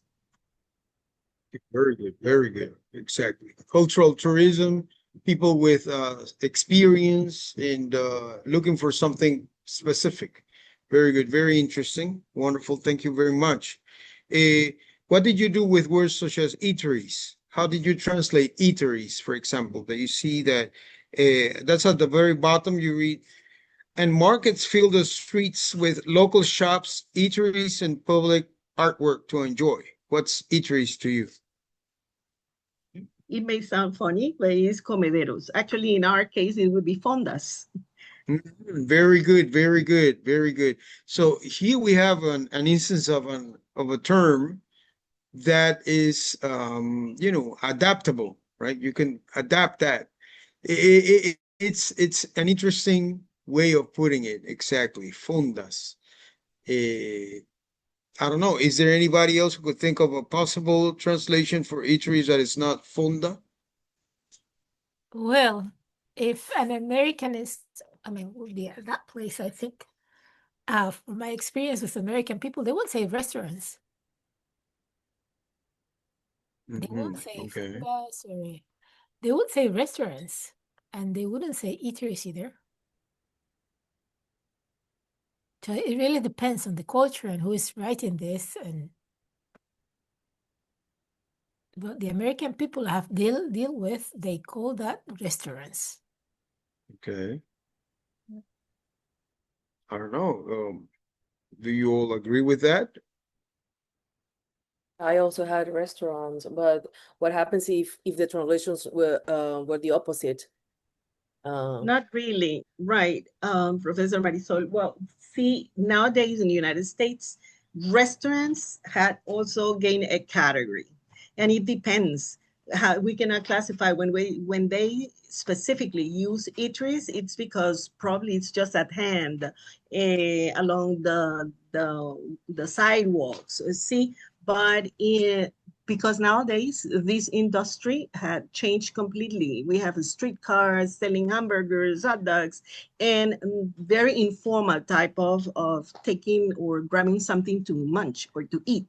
but a restaurant implies something different. So, well, yes, they are looking for people who they would like to know more about culture and cultural aspects, type of educational settings, but not necessarily they are talking about a restaurant itself where you have to make a reservation and then sit down and have a time to go. See, so that would be different. Yeah, but then fondas wouldn't translate either because what you're describing as eatery is a kiosco. So The fondas, it's fondas. yes, because fondas in Panama have places where you can sit down and eat. Right. So A kiosco, I think it's just a very small, tiny shop to buy things. Very, very, very few things. A that kiosco. would be kiosco. But a fonda, you would find, let's say, popular food to eat. Yes, it sounds funny. Yeah.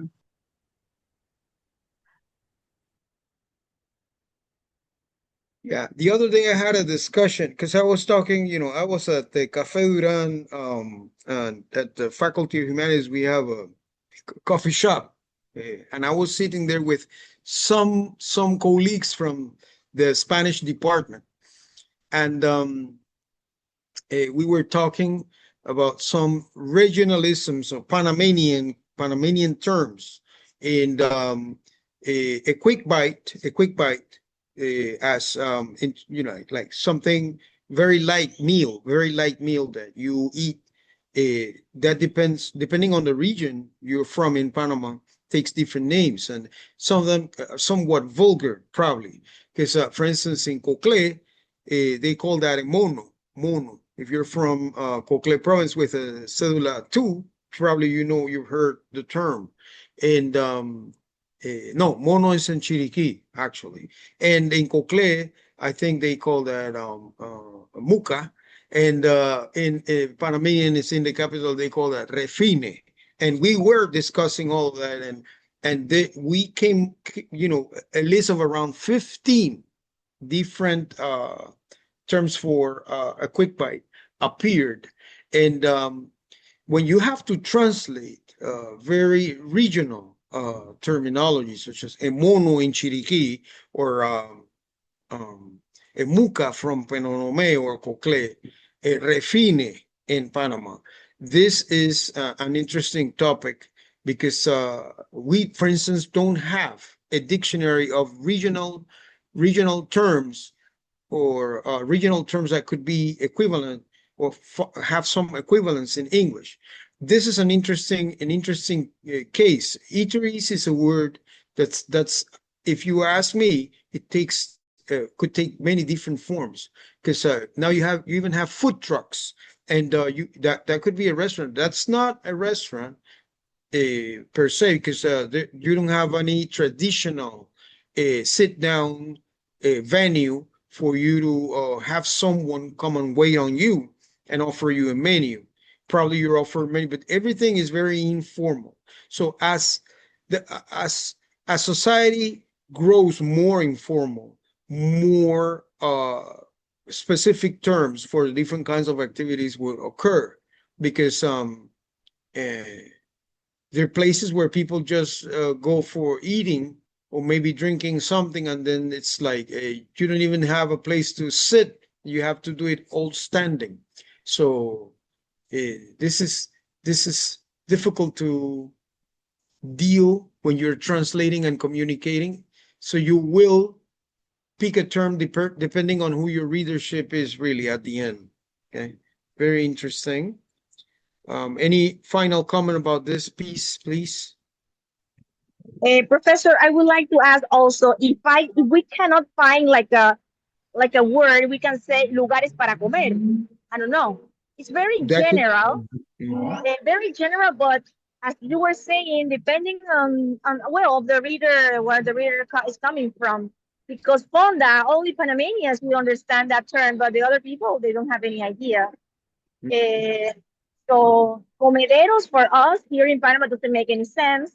So that will depend also, as you said, who is going to read our translation. But at the same time, if you are translating something for the general public, I don't know if a regionalism is like to be understandable. That's why I That is was true. like, bueno, lugares para comer. O puestos Because de comida. of puestos de comida, yes, something like that. It's not like a word, but it's a phrase that maybe it could put all the other together, right? That's Very good. my opinion. Thank you. Great, Yeah, but I have heard the mhm. word. I have heard the word comederos used by other people, not Panamanian, actually. All right. Okay. And what about kiosk? Now you got me curious. Kiosk, I think, for companies, that's like in my some place, a point of contact for customers. That's what a kiosk generally implies. That you'll go there for some basic service, depending on the type of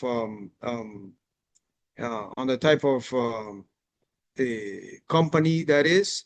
They have different kinds of offices. So as an initial or more independent or far away point of contact, there is usually a kiosk where you will go and perform basic functions. Probably you will contact some technician maybe, or maybe you'll get some information, maybe you ask questions, and then that's like very fast, it's a fast-paced type of service. And then if you don't get what you are looking for, or if it is not offered at the kiosk point of contact, then you'll go to the store. Okay. And even the stores, depending on how many people are involved in the service, let's say maybe something technical, who knows, maybe you will eventually, I don't know, maybe go to a specialized store, maybe a technical store, and there are different kinds. So even with stores and services, you get this element of services being simplified, or I don't know, expanded. Okay. So interesting, Right. interesting. Okay. Yeah, in the case of kiosk, I would say that the equivalent could be stand. A stand could be a newspaper stand, a newsstand, or a beverage stand, hamburger stand. Probably that could be better. That could be more general, probably, or better known, right? For puesto. Okay, very good. Or yeah, that's the same case with words like such as piqueras de taxi. Okay, this type of word are very difficult when you have to explain this in English, because this doesn't exist as it is in our context. So they're very contextual. Very good. So finding a good equivalent, it's a challenge all the time. Okay, we have some more sayings, and we're gonna take care of them before we go into the break. So, okay, from pages 27 and 34. From page 27, we have del dicho al hecho, hay un trecho. Yeah, I have my preferred equivalence for this one. Easier said than done, but I don't know if you agree with that one. Do you have a different one? Easier said than done. That's my rendering. What Right, what do what what did you come up with?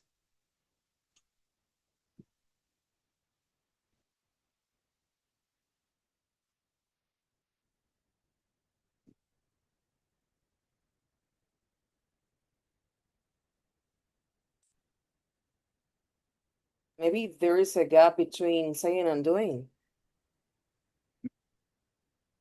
Yeah, but remember that we should try to go for the more natural option. the one that's, you know, is familiar for a reader or a listener.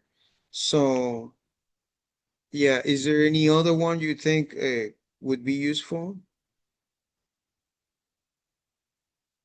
Sir, from the visual hecho hay un trecho could be something like easier said than done.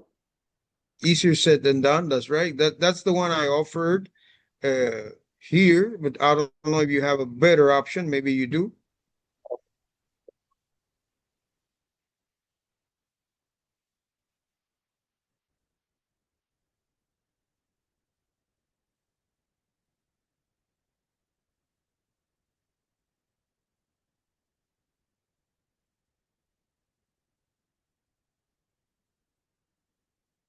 Well, I also have you have to walk the walk and talk the talk. That's also possible. And it's like you have to prove, right? What you know, what you can do.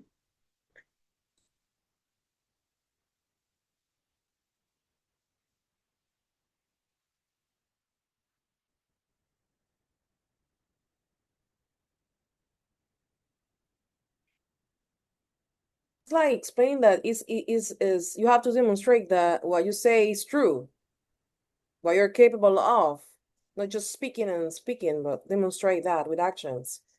More like an explanation, yeah, of that one.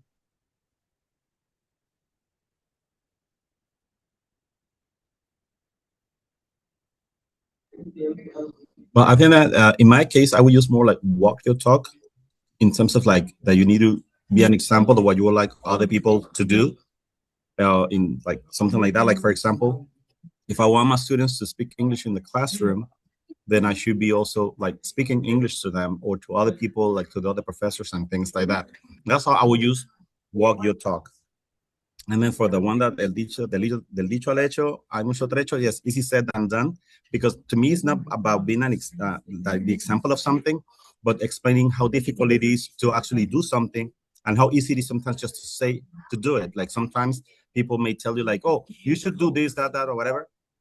And then when you look at that, it's like, yes, you may say that I could do something, but that when you look at like the suggestion, it might be more complicated to execute the action than to actually talk about the action. So in my case, I don't really cannot come up with any other option for the dicho hecho hay un trecho or something like that. Like it is easy said than done. That's the only thing that I can think of right now. I think that there could be also, depending on the context, we can also say practice what you preach. That's another way to put it. Very good. Very good.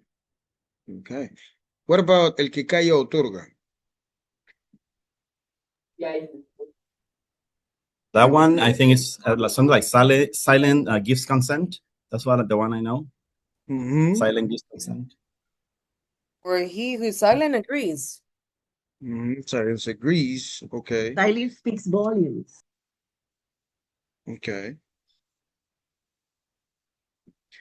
What about actions speak louder than words? Right, exactly.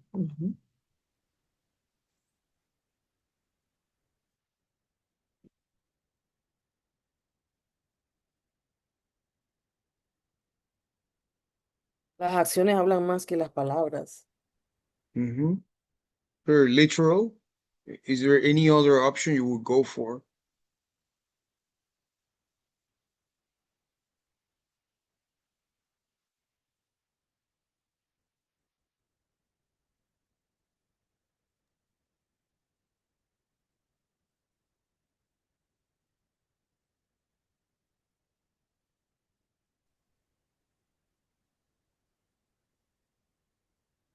Well, I would go for una acción vale más que 1000 palabras. Okay, that's a good one. Exactly.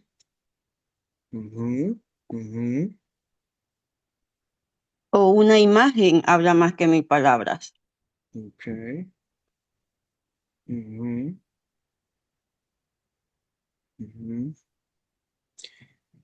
Okay. Thank you very much. This has been pretty good. How about those on page 34?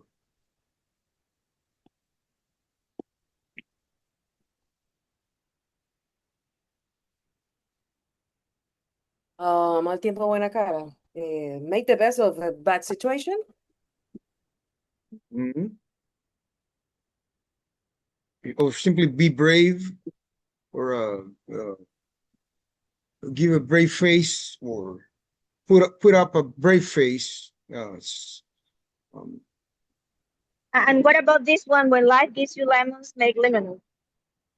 The best out of a bad situation. okay. Okay. Mhm. So what about no hay mal que por bien no venga?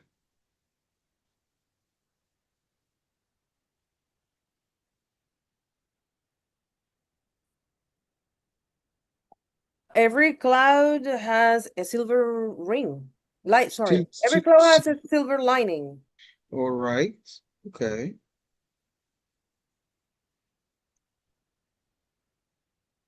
Or maybe there is no bad from which good does not come. Okay. Mhm.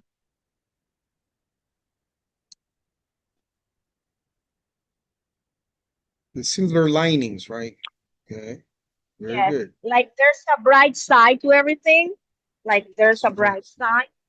Look at things from the right side, bright side, On the bright exactly. side. Yes. Okay. Everything happens for a good reason. Okay, everything happens for good reasons too. Yeah, that's common one. Okay.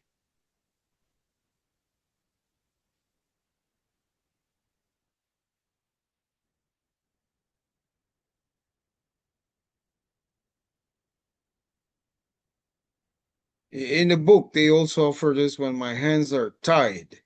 My hands are tied. I think it's a hard one, right? Maybe could be estoy impedido de actuar o no puedo hacer nada. Mm-hmm. Yeah, that'll be fairly literal, right?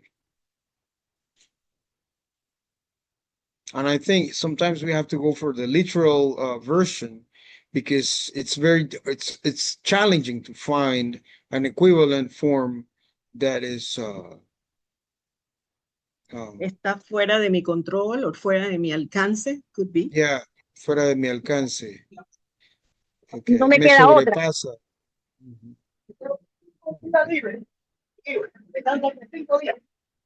All right. All right. So this is it. Okay, it's already 10:30. We're gonna be stopping over here and come back to keep our discussion going. We're gonna go into back translation, and I'm gonna share with you some research on back translation that I think is pretty interesting. Well, following the instructions of our speakers, ladies and gentlemen, we're taking 10 minutes intermediate break. Let me share some information that I consider important for this recess. As you stretch and relax, we invite you to immerse yourself in the sound of Mozart and classical composition. Because science shows that the combination of neurolinguistics and music does more than just sound beautiful. It actively shapes the brain. So Dr. Cardinal is gonna give me the opportunity to share, right? Let me share some Doctor, could you, okay, did you load down? Because I wanna I share already some. did. Yeah. Mhm.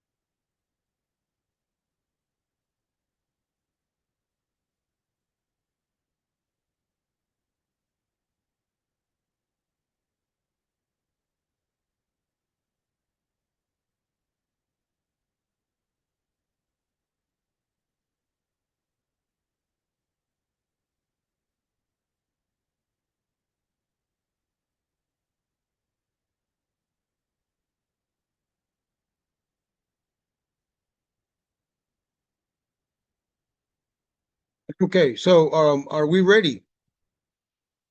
Are we back?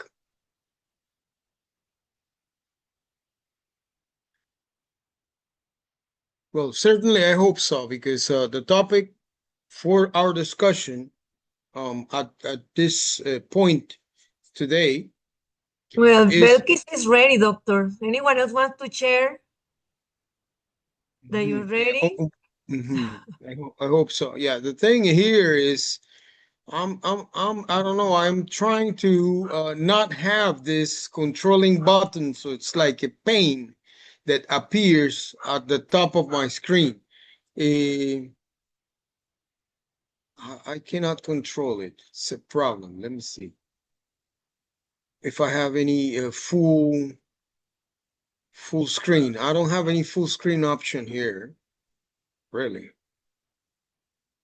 Okay, let me see. For I me, don't it was want to. hard to share the YouTube, Dr. Carlos. It was very difficult also. So I know that maybe something about controlling the screen. Well, by the way, it's important to remind you to register in the today's attendance form.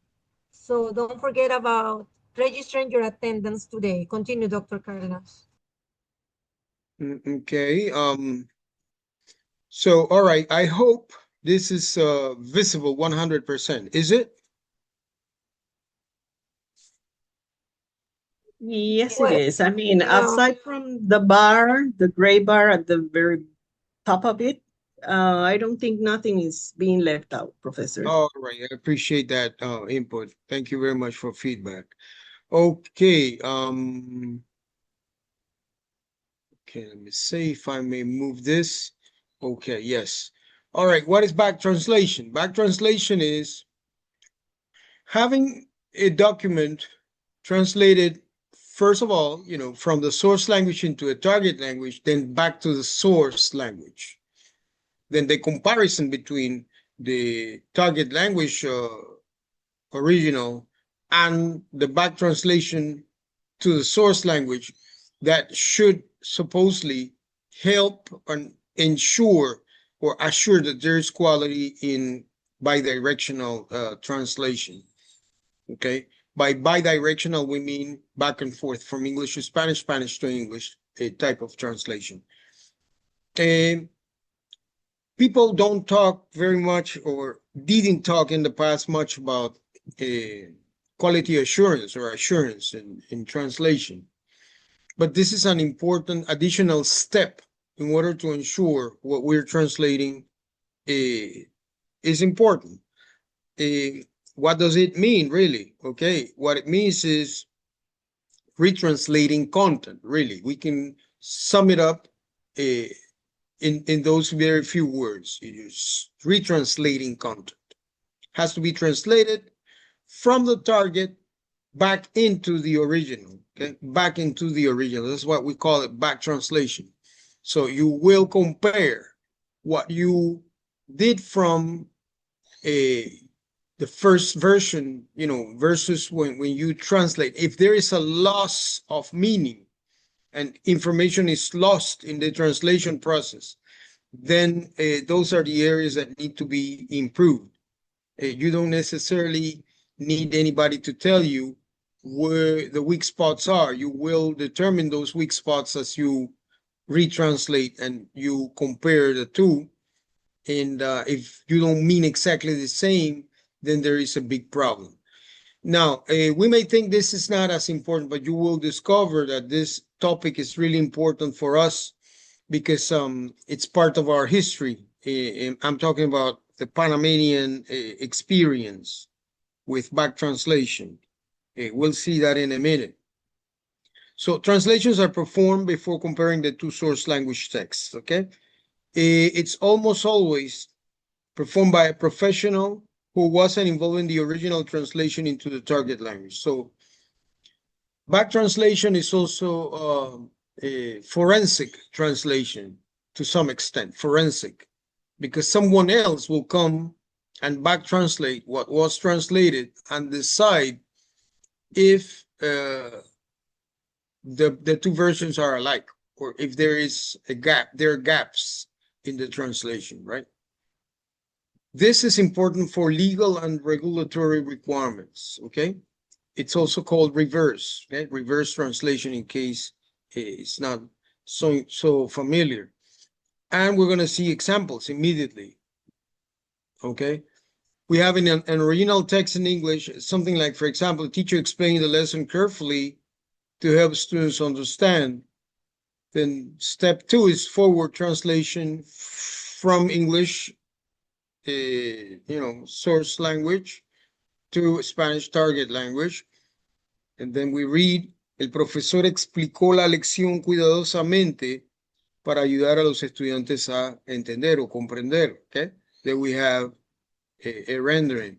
Then the back translation is going back to the source language without looking at it, okay? You'll do it from your target language step 2 product. And then the teacher explained the lesson carefully in order to help the students understand. So the back translated English is very close to the original. There are minor wording changes. You have to help in order to help are acceptable. And the meaning remains the same. So the translation is accurate, right? The translation is accurate. Okay, so in order to decide if it is accurate or not, the comparison should take place. Now, we have a little more information and an additional example, a little bit more intricate, right? We have the original text in English. Participants were informed that their responses would remain confidential and that they could withdraw from the study at any time without penalty. Step 2 would be the forward one from English to Spanish. Se informó a los participantes que sus respuestas permanecerían confidenciales y que podían retirarse del estudio en cualquier momento sin ninguna penalización. Then, using that very same step 2 product, there is a back translation or reverse translation.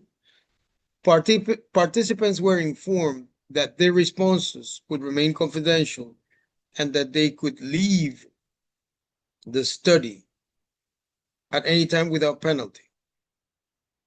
So you see, there's some changes when a person performs this, and there's an analysis that needs to be done.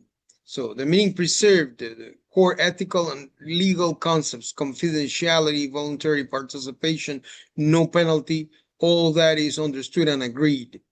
But there may be lexical variation cases, such as in the instance of withdraw becoming leave, without penalty, without any penalty. So there aren't any serious alterations or affections to meaning. However, there is, some syntactic variation or grammatical shift. Passive structures are maintained appropriate. So why this is a good back translation? No loss of legal or ethical information or nuance, detail, right? No sorry to added or interrupt you, omitted Professor. omissions. Sorry? I don't know if it's me but I only see on the screen is the title, but I don't know what you're talking about. I don't know if it's me or Okay. it's for everybody. Okay, let me see if I can do something about this.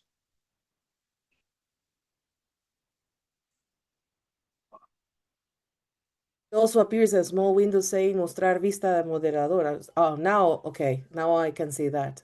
Yes. Is this now visible? Yes? Yeah, no, yes. Better? Okay. Thank you so much. Wonderful. All right, you bet. So, so the idea behind back translation is to make sure meaning is preserved. Remember that this is the ultimate goal of a good translation. Okay, not to have information lost in the process. And this example that's a little bit more intricate has some variations, right? Some replacements, such as withdraw becomes leave, and without any penalty become from without penalty to the form without any penalty, and so forth. Minor changes.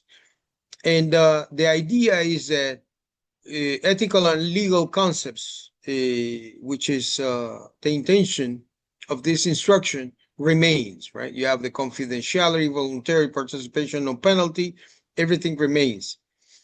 Then the terminology is suitable for research consent forms. There isn't anything added or omitted. It's important. And the information is right there, very clear. Minor lexical variation cases. Then, is this important? It is indeed. And it has played an important role, back translation. Unfortunately, not in our favor, not in our favor. Let's look at this example here. So participants may skip any question they feel uncomfortable answering. You have the key meanings over there. And then you have step 2, product. Los participantes pueden omitir cualquier pregunta que no deseen responder. What is the problem? Que no deseen, okay? Do not wish, which is weaker than feel uncomfortable. Okay. And then comes a back translation without looking at the original, of course. Participants can skip any question they do not want to answer. Okay.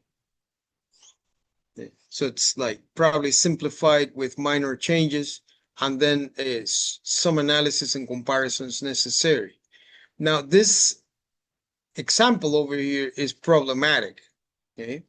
And there are problems, and the problems are affecting meaning, okay? Because it's not the same to say you may skip and to say can skip, okay? May skip, it's not the same as can skip any question, okay? Because when you say may skip, chances are that there is the possibility of doing that, a possibility, but it's not something you're entitled to, okay? It's not your say to skip something. But when you say you can skip, is that probably it's up to you entirely, and not necessarily so, okay? Not necessarily so, because if a person can't skip any question, you may skip most of the document questions, and that's not the idea. So it's not the same in the original when you mean they feel uncomfortable answering, because there's this situation that you may feel that the document is asking you something beyond your understanding, or something beyond your capability, or something that is personal. But then over here, it's like something that you do not want to answer. So it is not the same. Not the same to say that you're uncomfortable answering something for an ethical reason than to say that you don't want to answer it because it's a personal choice thing. So we have a loss of ethical information or nuance, all right? So emotional discomfort, back translation, personal preference. This weakens protections typically required in research ethics, okay? So you see emotional discomfort, it's not the same as personal preference. Change in intent, okay? To feel uncomfortable implies safeguarding participants' well-being. It's like, we care about you as a person, and we respect your choice as a person, but that is coming from your condition as a human being and your human rights you're entitled to. And do not want to answer is like not protective, because you are not concerned about anybody's rights, and it's very casual. It's like allowing you to go ahead and have a say about what it is that you want to do. And there is a risk in real world use, in research, legal, medical contexts. This shift could fail the ethics review, which is necessary in medicine. In legal discussions, there is an ethics standard to be met. And if this is bypassed, either intentionally or unintentionally, this is a minor flaw. document could be turned down for some ruling coming from a committee. 2, misrepresent participant rights. The human condition is important, especially when we deal with ethics and we're doing research or asking questions to human participants or human subjects. It's important to respect that dimension, and to create compliance issues, create a situation in which there is a void, some kind of gap that could bring in unnecessary claims or discussions or argumentation of any kind. Okay. All right. So an improved Spanish translation could be: los participantes pueden omitir cualquier pregunta con la que se sientan incómodos al responder. An improved back translation: participants may skip any questions they feel uncomfortable answering. And then meaning is fully restored. So the role of back translation is preserving the meaning, preventing all of this information from being lost in translation. Okay. Now, I have a question for the audience, okay, for our public here in this program. Have you ever back translated on your own for any reason? Is this something you have seen or done before?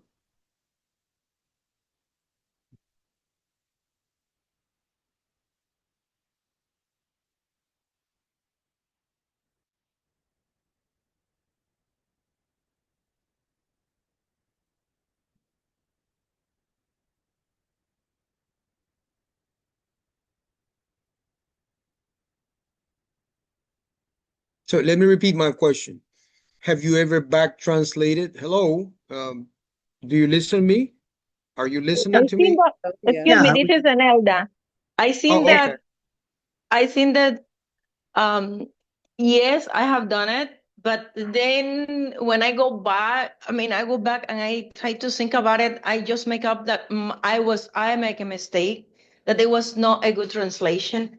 And I think that that's something that, okay, we have done, most of us have done, because we have human beings make mistake. I think that that's something that, but as soon as we can make up our mind and try to fix things and let it go by, because we can do things like that, but it's not that we always has to do it, but we have to make up our mind and we have to correct ourselves. And that's something that I think that in my case, I have done it. Okay, agreed. But Sure, I think, with that, in the process of a translation, we'll find that we have to do as much revisions of what we have done every time. And yes, for sure, we have to improve many of the translations that we have, or well, not say many, but several of them. So I think that this is more common than we may think. okay. Yeah. Okay. Where have I found that is necessary to back translate? As I just explained here, whenever you're dealing with legal documents that you have to translate from English to Spanish, then you have to retranslate or back translate into the English version, and then you will compare the original document versus your renderings, and you have to start underlining or circling words that alter meaning. Also, when you're dealing with patient's records, medical records, this information is very sensitive, and it's important for you to go on and proceed to do that. Where else have I found this? Personally, I have published in English in American and British journals. I've done so. And the challenge over there is that when you produce your drafts, those drafts are going to be seen by a native speaker of that context. The editor is generally either a college professor or someone hired by a journal to look at papers, drafts, manuscripts, so to call them, manuscripts that you submit to those journals. And their role over there is to be a quality assurance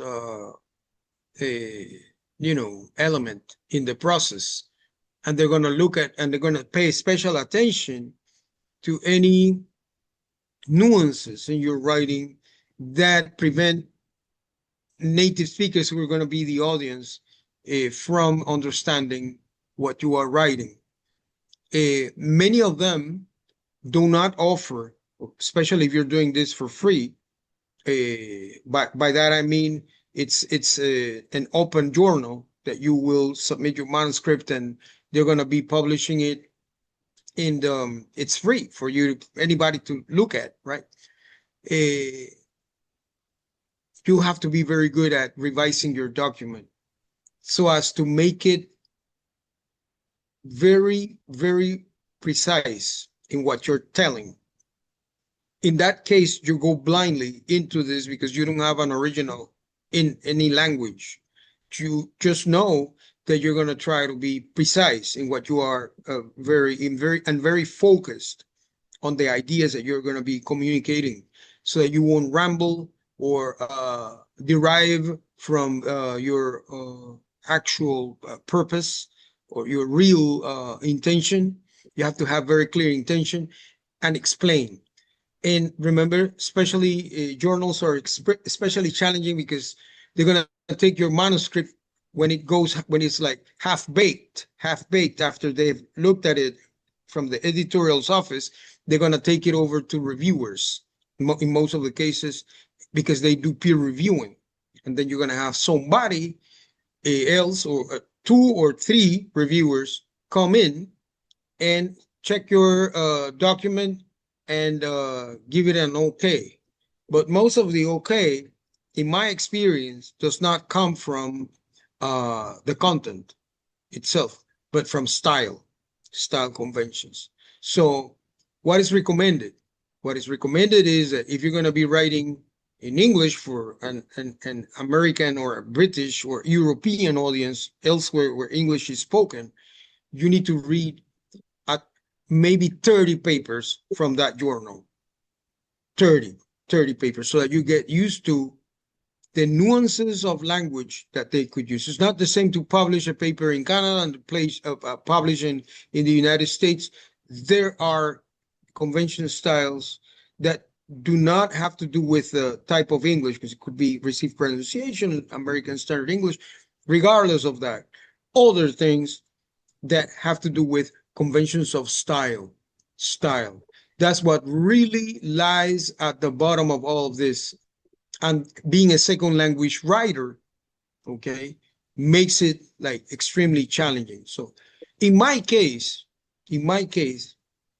my skill set as a translator, I have little by little transferred to the publishing world, because for us at Universidad de Panamá, for instance, publishing in Scopus or Web of Science journals grants 10 points in our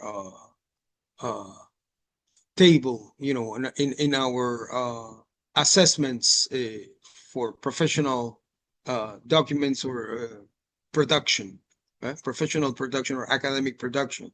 10 points means a book, okay? A book. It's like writing a book and making sure it's published at the university level. But if you could handle to go into any of those Scopus or Web of Science journals, which are of the quartiles of a Q1 through Q4, you will be granted 10 points. You're entitled to demand 10 points from those assessment committees in the departments, regardless of your faculty. And this is where academic prestige comes in. And it's linked to this phenomenon of back translation, because revision is this, really. really. Now that I said this, from my experience, I should tell you that this is like having a monkey on your back. Once you get the letter and they tell you, yes, we received your manuscript, but you have to revise, and they always want you to revise, then man, you'd better get rid of everything else you're doing. You have to quit everything else, and you have to focus on this like day and night until the product comes out right. So how many times do you need to rewrite? In my case, I've rewritten something like maybe 20 times. And chances are that when you come back to it, or you have someone else read that, they will still tell you, okay, this part I don't understand, or this is not very clear, and this does not mean this, or what do you mean? And when you say what you're meaning and they don't understand it, then you're wrong. Si va para allá atrás, cierre la puerta. Si está aquí, cierre la puerta porque ese olor se mete, viene para allá adentro. All right. So, Ya, ves. Tengo que ponerme a limpiar y now I'm going to move now into some potential use, okay, of how this affects, how this affects our lives, okay? Okay, here we go.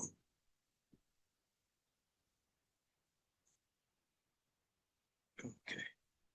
I don't know, is this visible? It is. Yeah. Okay, very good. Now, this is a paper I published. That had to do with some research I was doing from University of Florida. One of the universities of Florida has a section in their library that is specialized in the Panamanian experience they had because of the Canal Zone. And as I read through, I discovered that one of the most serious problems the Torrijos-Carter Treaty had was that it would not pass the committee in the Congress, the committee that had to do with foreign documents, and that's a place where they started checking the text of the Canal Treaty, and the reality is that it was flawed, full of errors. Many contradictions were occurring, and guess why that occurred? Could you think of a reason why that happened? I'm not going to tell you the reason, but I think you should probably know.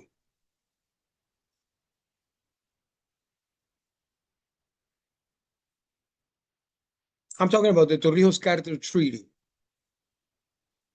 And I'm also telling you that there were some problems with that document. Why do you think there was a problem with that? Well, first, because Well, I the think- two parties did not speak the same language. So that's already a barrier.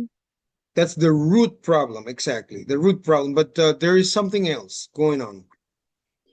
I believe it would also have to do with the power imbalance that's implied, because it's not just that English and Spanish are different, but that there's a hierarchy that places them in different spaces when it comes to knowledge and public relations and politics. So I would believe it would have something to do with that. Okay, you're partly there, but the real problem I discovered was that we were negligible. The Panamanian party did not hire or created a translation office to deal with this. Okay, they left it in the hands of lawyers and professional people who studied in the United States, but these people, they are not translators. Okay, that's the real problem. And that is why in other countries they call them traductor jurado. Okay, why sworn? Why sworn? Because someone who is into this, they have their reputation and their lives as a professional involved or invested, or it's part of their commitment. Okay, so we did not have a translation office, and that is why when the Panamanian version of the treaty had to go for the approval in the Congress committee, then the problems began, and it was rejected, and it was about not to be signed. Okay, too many problems were faced. And I'm just going to give here like a little bit of information about it. Okay, as you all know. Professor, Hello? yes, may I would like to say something, a Sure. comment also about what you were saying. Yes, Professor, I think it's a problem also because there is an idea also here in Panama that because you know the English language, because you studied or something like that, or but you are not a major, but you studied, you have the ability, I don't know why, to translate. And this happens also at the English department or English school because well, some students are that they already know the language, like it's like something that is like we're capable out of a sudden to translate. And translation is not that. Not because you know the language maybe very well, you don't have the skills really to translate. And at that level, not impossible. That's why, Professor, maybe something like we underestimate Yeah. the skills a translator must have. It's not because you know the language you're capable of translating. It's not that way. All That's right. my Agreed. contribution. Agreed. Anybody else wanted to say something? Well, yes, I would like to, well, two things caught my attention. First thing that this article was presented in Spanish. I really don't know what was the context in which you were writing this. Is probably for further studies, and then you need to publish it into an international magazine or journal, and then that would be the purpose. Well, why to render it into Spanish? That's a question. And then the second one, by you saying that was full of mistakes, and at the beginning, on the previous slide, it is stated that if you can move, I had it anyways copied, but it says here, right at the very beginning, as a briefing or an abstract for these, it says summary. La situación del tratado ejemplifica esta asimetría política y lingüística. Let me see, a pesar de los acuerdos, and then it mentions that, here it is. La situación del Tratado Torrijos-Cartes ejemplifica esta asimetría política y lingüística. El presente artículo discute cómo el predominio del inglés sobre otras lenguas ocasiona distorsiones en las relaciones internacionales hoy, como tratados y otros convenios deben ser renegociados en términos igualitarios, incluidas traducciones de los mismos. Bueno, me llamó la atención la finalidad de disculpen, la finalidad o el objetivo del artículo, porque pareciera como no coincidir. Habla del predominio del inglés. So, in that case, we would be like in a disadvantage with in regards to the other party, which is English speakers. But then it resulted into a treaty that was that favored Panama. Okay, so I think that and it favored Panama because of the reasons provided for such a in light of the previous agreements that were done before.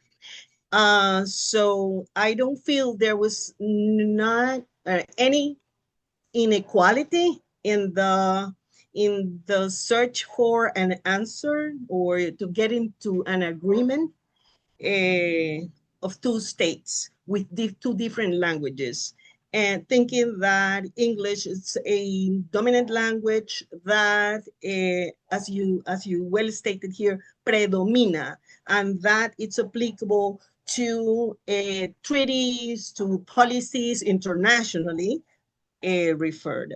So I don't think there is a clarity on that regards. With intention of what was the objective of the article, what does it state. Sure, it is the beginning. I would need to read it all to see what is the consistency there. That was my comment, Professor. Interesting point. But let me answer right away. Right off the bat, you're telling me something that makes me uncomfortable. Why do you think there isn't an inequality and there isn't an imbalance? The imbalance is status quo. Every time you talk to the United States and every time you have to do something with them, they keep this very strange trend, deny visas to people and do these kinds of things. I'm not a leftist, I'm not communist, but I am not capitalist friend in terms of ideology, really. I don't feel, I was a Fulbrighter and I lived in the United States for a while. Okay, I should tell you that also. But I have to be objective. There's some problems. There are problems that we're facing in our relations with the United States. Probably I have not painted the full picture to you, but let me explain some things. The reason why this is published in Spanish and locally is because it's a relevant topic for our context. You cannot write for an international journal on a topic that is going to be rejected immediately, or it's going to be considered as, I don't know, maybe politically biased, or that is going to be, so that creates an additional layer of rejection because they are already prone to reject anything coming from outside their context. And the imbalance exists because it's not only that English is the language of communication in the world at present, but there is linguistic imperialism.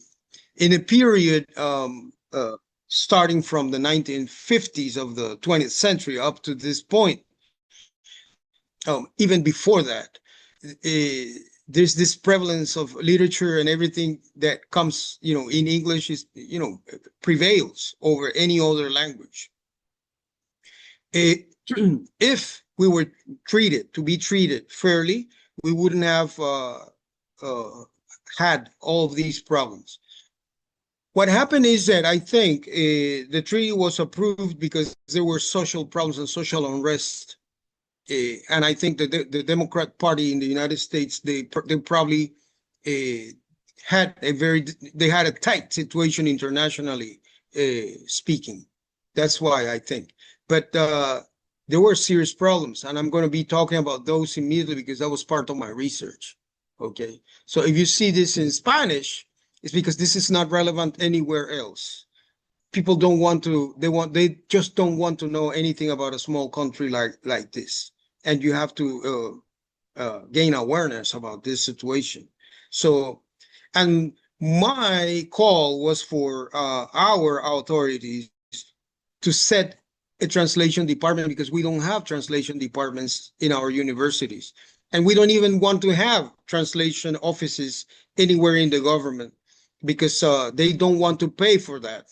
Okay, they think this is something that comes for free, and there is no free ride when things get very serious, as in legal or political matters like this. And I'm going to be talking about what I found out. Okay, as you know, most of these prior agreements that were signed during the 20th century, they were mostly negative for the Panamanian party because of power imbalance, right? Many people tend to think that they were doing a favor to us by creating a canal zone. Not really. That was their military installation, a military canal. And they created it, and they created a zone for their own people to manage their work. And I don't see how that much economic, benefit flowed into the rest of the country. One of the reasons they don't exist as a canal zone anymore is because they were not willing to share with the rest of the population. The Panamanian people, they were left out, and they decided to work with other kinds of people, their own people, the ones that they considered their own. And as you can see here, most of these agreements were originally written in English and then translated to Spanish, right? Later. That was just formalism, not because there was an interest in preserving or agreeing or having both parties, invested in the agreement. And as a matter of fact, what we are talking about here is about conceding, and this figure of speech of granting, because that's pretty much what it is, granting from an American part to a country that was not their territory, not their country, not in their part of the world, because this is not North America, really. This has a name, Central America. And well, that created huge disadvantages for the Panamanian side. And the country could not gain sovereignty. Not even today, we don't have full sovereignty, at least not economic, probably geographical, but not economic. And this is still a problem for us. Many people still think they have, acquired this idea that we are a country because the United States helped us become a country. I don't know. Maybe that could be the case. But what I know is that the Panamanian people, they have their own identity. And as long as you have identity, you will be separated from everybody, and you will become, you have to stand on your own feet, right? For sure, exactly. We feel Panamanian because we are serious. It's a serious situation. Now, let me talk to you about the real problem. Okay, the real problem was here. Okay, let me see. Let me go back. Okay, everything had to be taken to, well, I'm talking about the Spanish version. It had to be taken to the subcommittee on the separation of powers, Committee of Judiciary, Senate. Okay, even Joe Biden was there back then as a senator. The situation was that a senator from Utah took the document and had some people from the University of Utah analyze the Torrijos-Carter Treaty. And they started running an analysis to give a short version of this. And they discovered that there were over 300 or maybe more than 300 inconsistencies in the translation of the two documents. And they started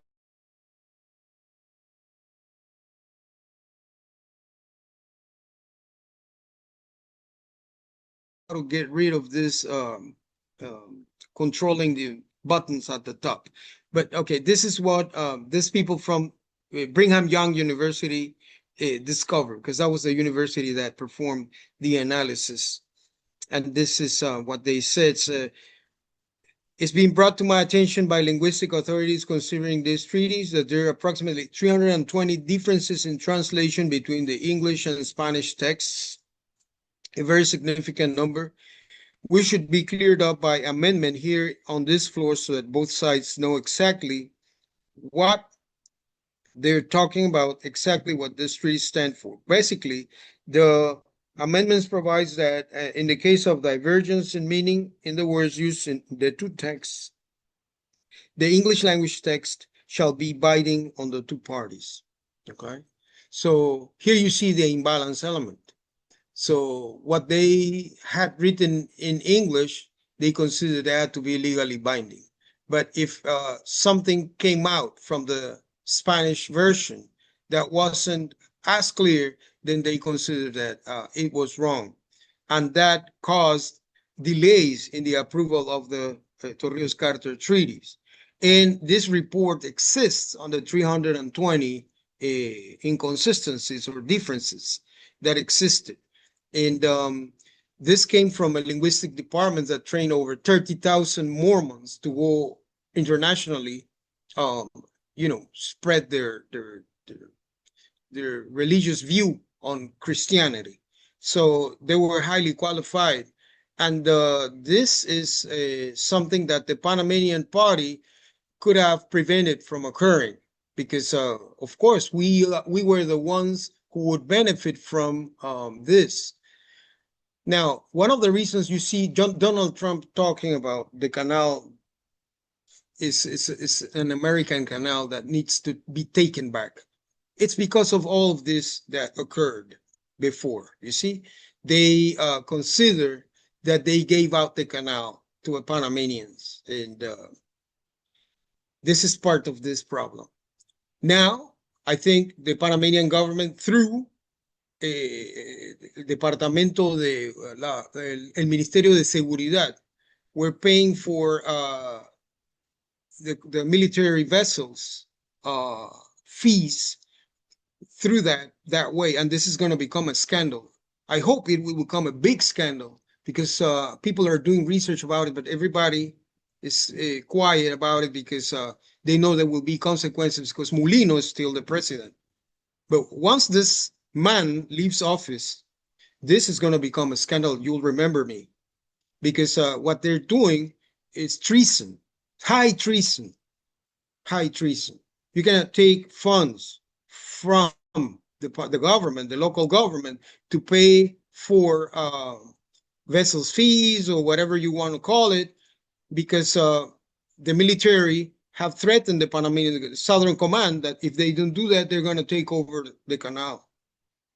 So we are under a threat. And all this comes from all of these problems that began with the Torrijos-Carter Treaty. Things were not clear, so they had to define what was right about it. And then I give here some examples, and I'm going to give you a very clear one here. This is extracted from the transcripts of what they were discussing in the Congress. This is in the article. So I just brought in this extract. So if the senators will be with me, then I shall do the best I can. In Title I, or in title, the English says, Treaty Concerning the Permanent Neutrality and Operation of the Canal. The Spanish version says, Tratado concerniente a la neutralidad permanente del canal y al funcionamiento del canal. The back translation or version is Treaty Concerning the Permanent Neutrality of the Canal and the Functioning of the Panama Canal. Now, the differences are, of course, the English version allows the interpretation that both the neutrality and the operation of the canal are to be permanent. The Spanish translation version only states that neutrality is to be permanent and not the operation. The Spanish version of the title is inconsistent with a reference made elsewhere to what we suppose is the same document.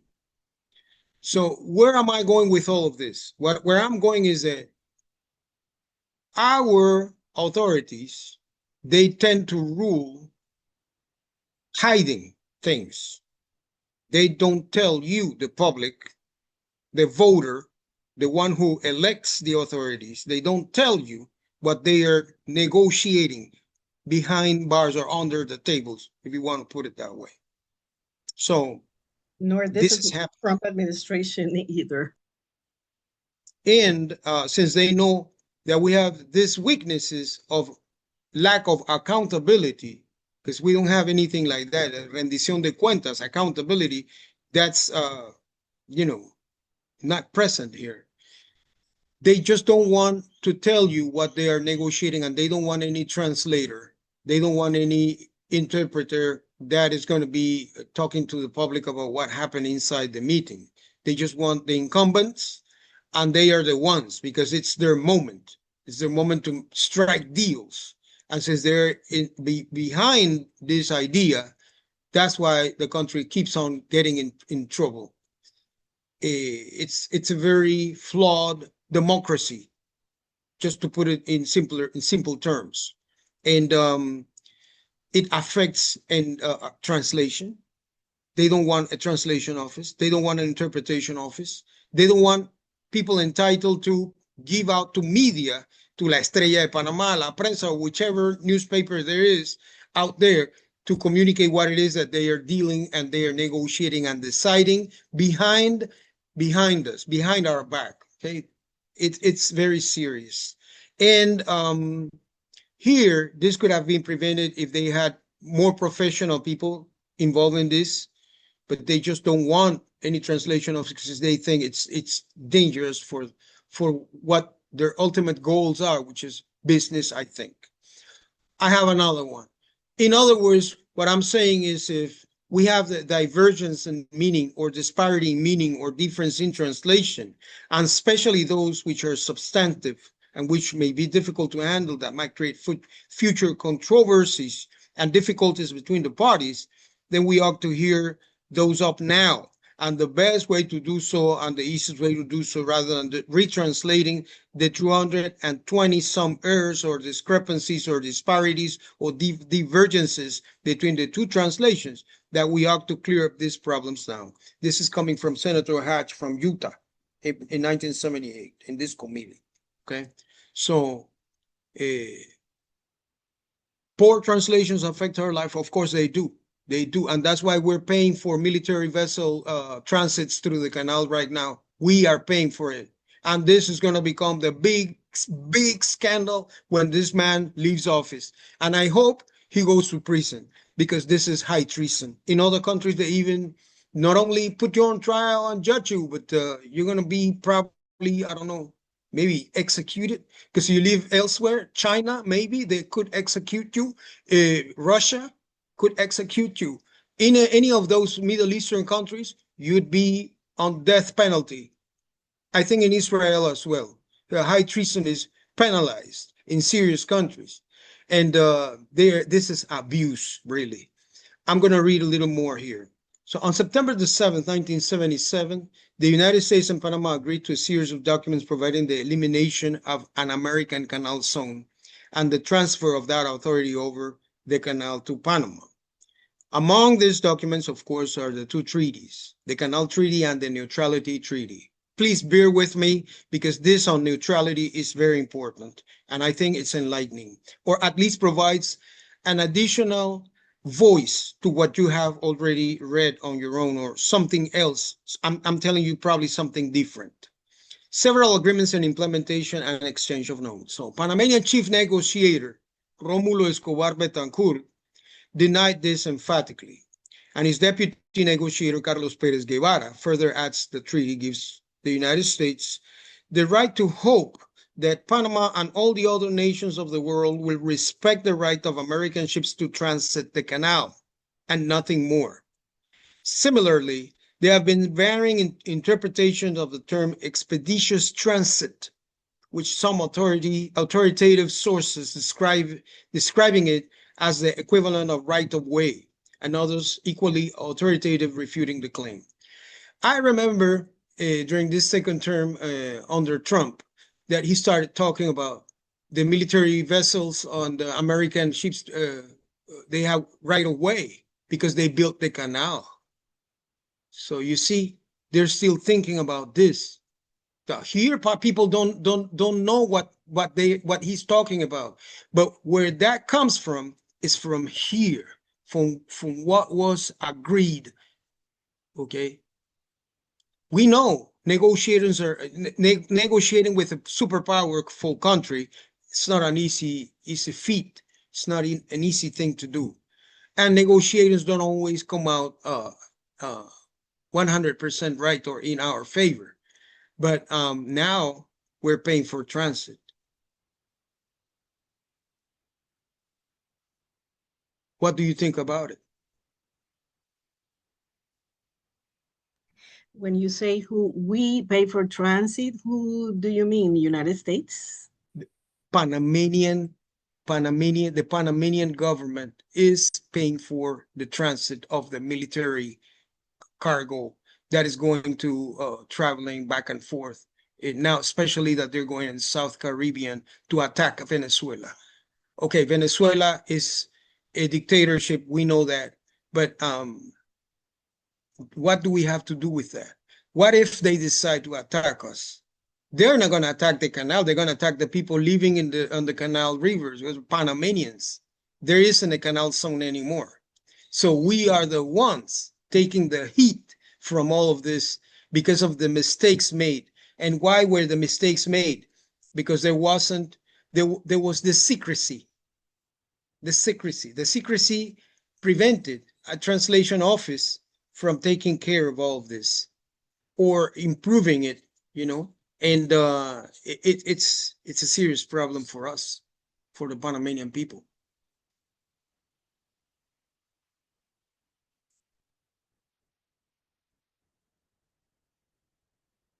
Look at the terminology: expeditious transit and right of way. Okay, that's exactly what Donald Trump is talking about the need they have for not standing in line, because that's the system ACP adopted according to the administrator, right? The administrator stated that there's some system in which whoever pays more will go through the canal transit first in line. Well, now Americans, they just don't pay because Mr. Trump says that it's a way of saving for the empire. I don't understand that. So are they rich or not? So are we rich? Are we poor? We're a poor country. We're a poor country. And on top of that, we have to pay for all of this. Why? Because these things were not agreed back in the day, and this remain hidden, and people don't want to think about it. So let me just follow through and end. According to the State Department, approximately 400 man-hours were spent by the official translators and the negotiating team comparing the substantive contents of the two versions of the agreements. While the resulting documents broadly correlate, the relationship is more that of a highly similar documents than of identical text. So look at what the terminology: highly similar documents, not identical texts. Because of difference in tactical requirements and limitations in vocabulary, some modifications are always required in translation work. The differences in these two texts, however, so far beyond those needed for smooth translation. In the Spanish document, the syntax is repeatedly changed for no apparent reason. Words are included which do not exist in the English text, and the terms are used which are not totally accurate translations of the words in English. I have to ask you, do you think it is possible to have two identical texts? I don't think so. You may probably hit like 95% of 90%, but there is no way you can have identical texts. I think that was what required from us in order for them to pass without any objection or approve and do the exchange of notes at the end. So we had to be, we were changed, altered, or what was translated to Spanish, which was then altered again, just to make sure things were right for them, not for us. So we didn't have anybody to really provide some serious argument in favor of the Panamanian right. Okay, and many of these terms remained. And even on top of this, we were accused. We were accused that the Spanish version was changed for no apparent reasons, like we were negotiating through changing things, and that we did not include words, or we include words that did not exist in the English text, and mistranslation to it, lack of accuracy, and so forth. So, in sum, poor translations may very quickly create legal problems. Okay, this is the moral of the story. 2, the Torrijos-Carter Treaty is an example of this matter. 3, governments should have translation offices and stop relying on unqualified personnel. 4, universities need translation and interpretation offices and stop relying on volunteerism, because we cannot rely only on volunteers. 5, translation is a profession and not just a side activity for anyone who thinks he or she knows languages. Okay, now I'm going to leave it at that, and I allow you to provide input in case you consider it necessary. Maybe this topic was not very appealing to you. Maybe it was, I don't know. You let me know. Now it is time for ending the discussion, so you should end it. I wanted to ask a question about the School of Translators in Panama specifically. I am Colombian, so a lot of this is news to me. And I was wondering why, in a country that has had such a long history of problematic international relationships, specifically with the United States, and that has even had within its own territory an Anglophone space, there still is not a very strong school of translators. Why do you think that is? Because the ruling class in Panama belongs to a social class that is an elite. They are all educated in the United States and they think they know everything. The common Panamanian, to find out what it is that they're doing, really. That's the real reason. The bottom line reason is this: secrecy and corruption. But that happens in all countries, even in Colombia. Now you have a president over there who used to be a guerrilla member, but at least he's brave enough to stand to Donald Trump. Okay, so that we give credit to Petro because he plays a role. Probably you disagree with him, but I should tell you that internationally speaking, he's a good president, at least to my eyes, and in at least from the vision of many Panamanians. Because the president we have, he doesn't tell you anything. He protects the companies. He doesn't care about what's going to happen with the people here, really. And we're having lots of problems because of this. We don't have translation schools because this is part of the hidden agenda of the ruling class. They just don't want you to find out what's going on. Many of the things we know about Panama, we know because of international press. They will never tell you here. Now that we have other means, like through internet and so forth, now or social media, we get to know a little more. For example, they kept hiding everything about Odebrecht. And I know that in Colombia, many people were accused because of Odebrecht, Norberto Odebrecht, the company from Brazil, that they had all this corruption involved in the development of projects throughout Latin America. People were imprisoned and indicted in so many countries. We haven't had a single one imprisoned, indicted, or processed in our country, not even one of them. And they were all taking millions and millions of dollars here. I don't know. I think in your country, some people are in prison now, right? In Colombia. Yeah, there were a couple of people tried and they are serving sentences right now for that. Mm-hmm. So we have an English department, and the English department created a program in translation. But the university, they just defend Spanish and they don't see the importance of English. But then they complain that they're being left out. Of course, they're left out because they don't read in English. It's important to read in different languages. And we have different departments. We have French and so forth. And there hasn't been a single effort from any of the coming authorities elected to create a translation office or translation department. I think translation support occurs at the Cooperativo International Corporations Office. Professor Suri Palacios can tell you about that. Sorry. But we have a serious need because a lot that concerns the Panamanian people doesn't take place in our country. Many decisions are made abroad. And the United States is involved in everything that occurs in our country, and that's why we have this love-hate relationship with them. But we need to start defending ourselves, and letting people know about what is really going on.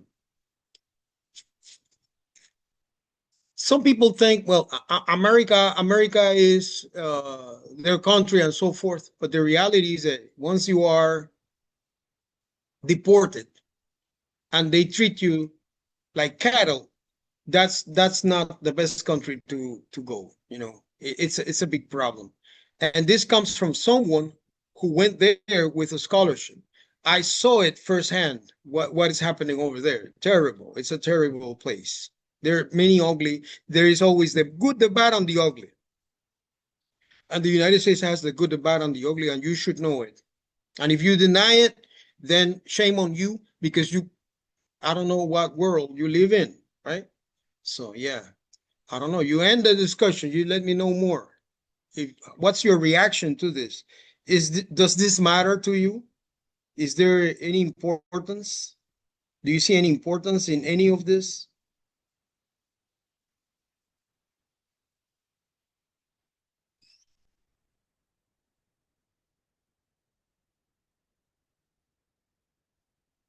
Sure, it was very important. This is a very delicate topic for us Panamanians. And so with this, I realized that it's important to have this special office, as you say, where we have specialized, people dedicated to these matters.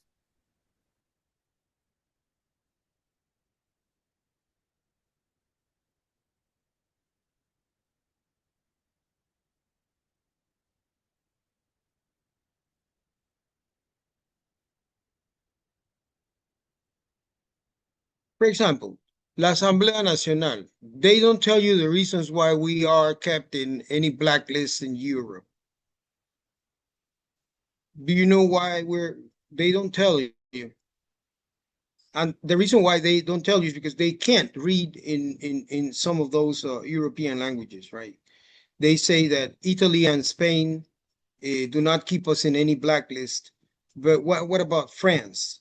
And what about elsewhere, like the UK and so forth? They won't tell you because I think they don't want you to know. They don't want you to know the reasons why.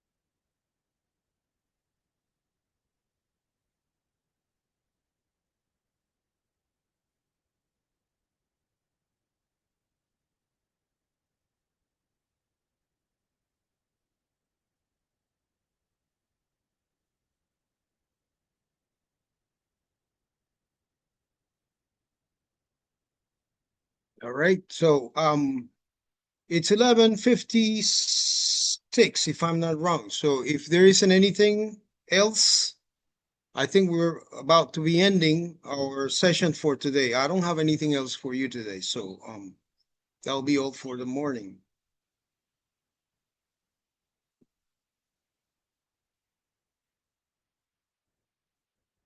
Just a question, are we going to have any assignments?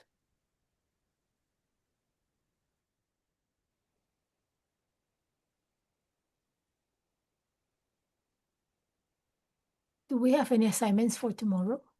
Can you hear me? Hello? I can.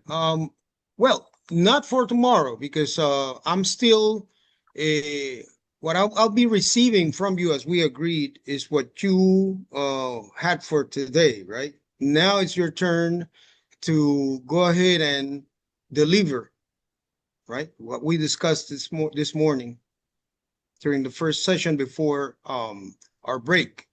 We had a discussion of the material that you need to submit. Okay, I expect that to be received, and then I'm going to be assigning new work. New work will probably appear by tomorrow. Tomorrow you're going to have some additional work to do. Also coming from Mr. Attic material. Okay. So what we have to do is go through what we were assigned to read and do yesterday, and then now revise it and send it. And send it. That's right. Because as I said before, yesterday, I said it. This is a way for me to generate a grade, which is so necessary for a program like this one. So now it's your opportunity to earn the grade. Not everybody had the opportunity to participate today. So I'm not going to base a grade on the few participants I had, though I granted them additional points. But I need to receive your documents one by one with your name and your ID. Yeah. Okay. Thank you. Sure, you bet.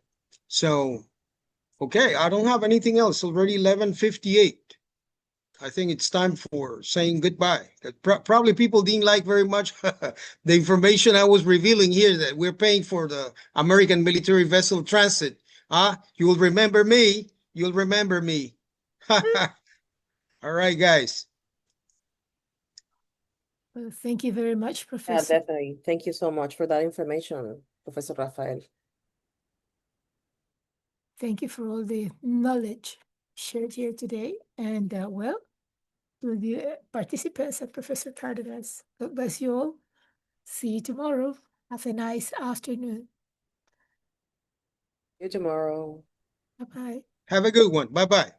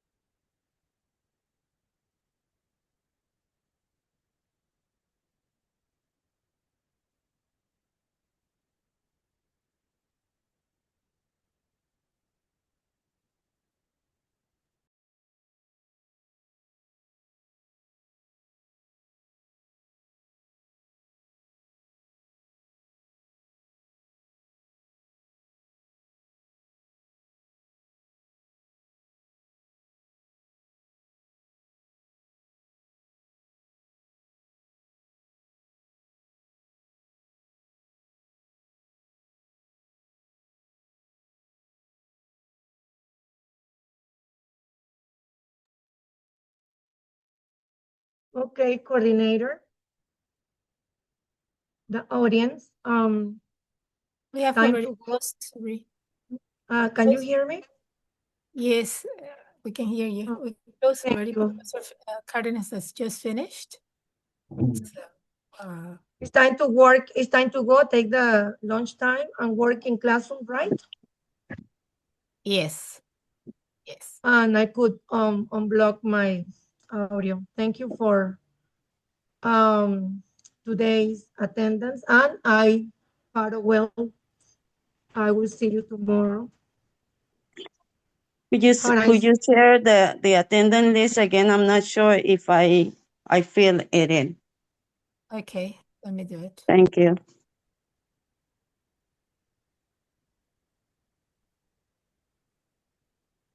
We have like 12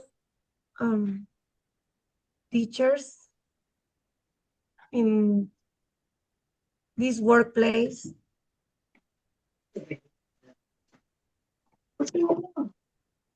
Veronica, did you share the email address with me or not? Oh, I'll do that in a few. The platform took me out, so I just shared. I just shared the full form. The attendance. Yeah, wait. Give me a second. Yeah. Let's make sure everyone before leaving that have finished with the attendance form, please. Marisol, I'm waiting for you to let me know if it's time to go for me or I'm Yeah, here. concluded already. We see you tomorrow. For Bye everything. bye. See you tomorrow. Yeah, thank you. So today information for the speaker. Bye bye.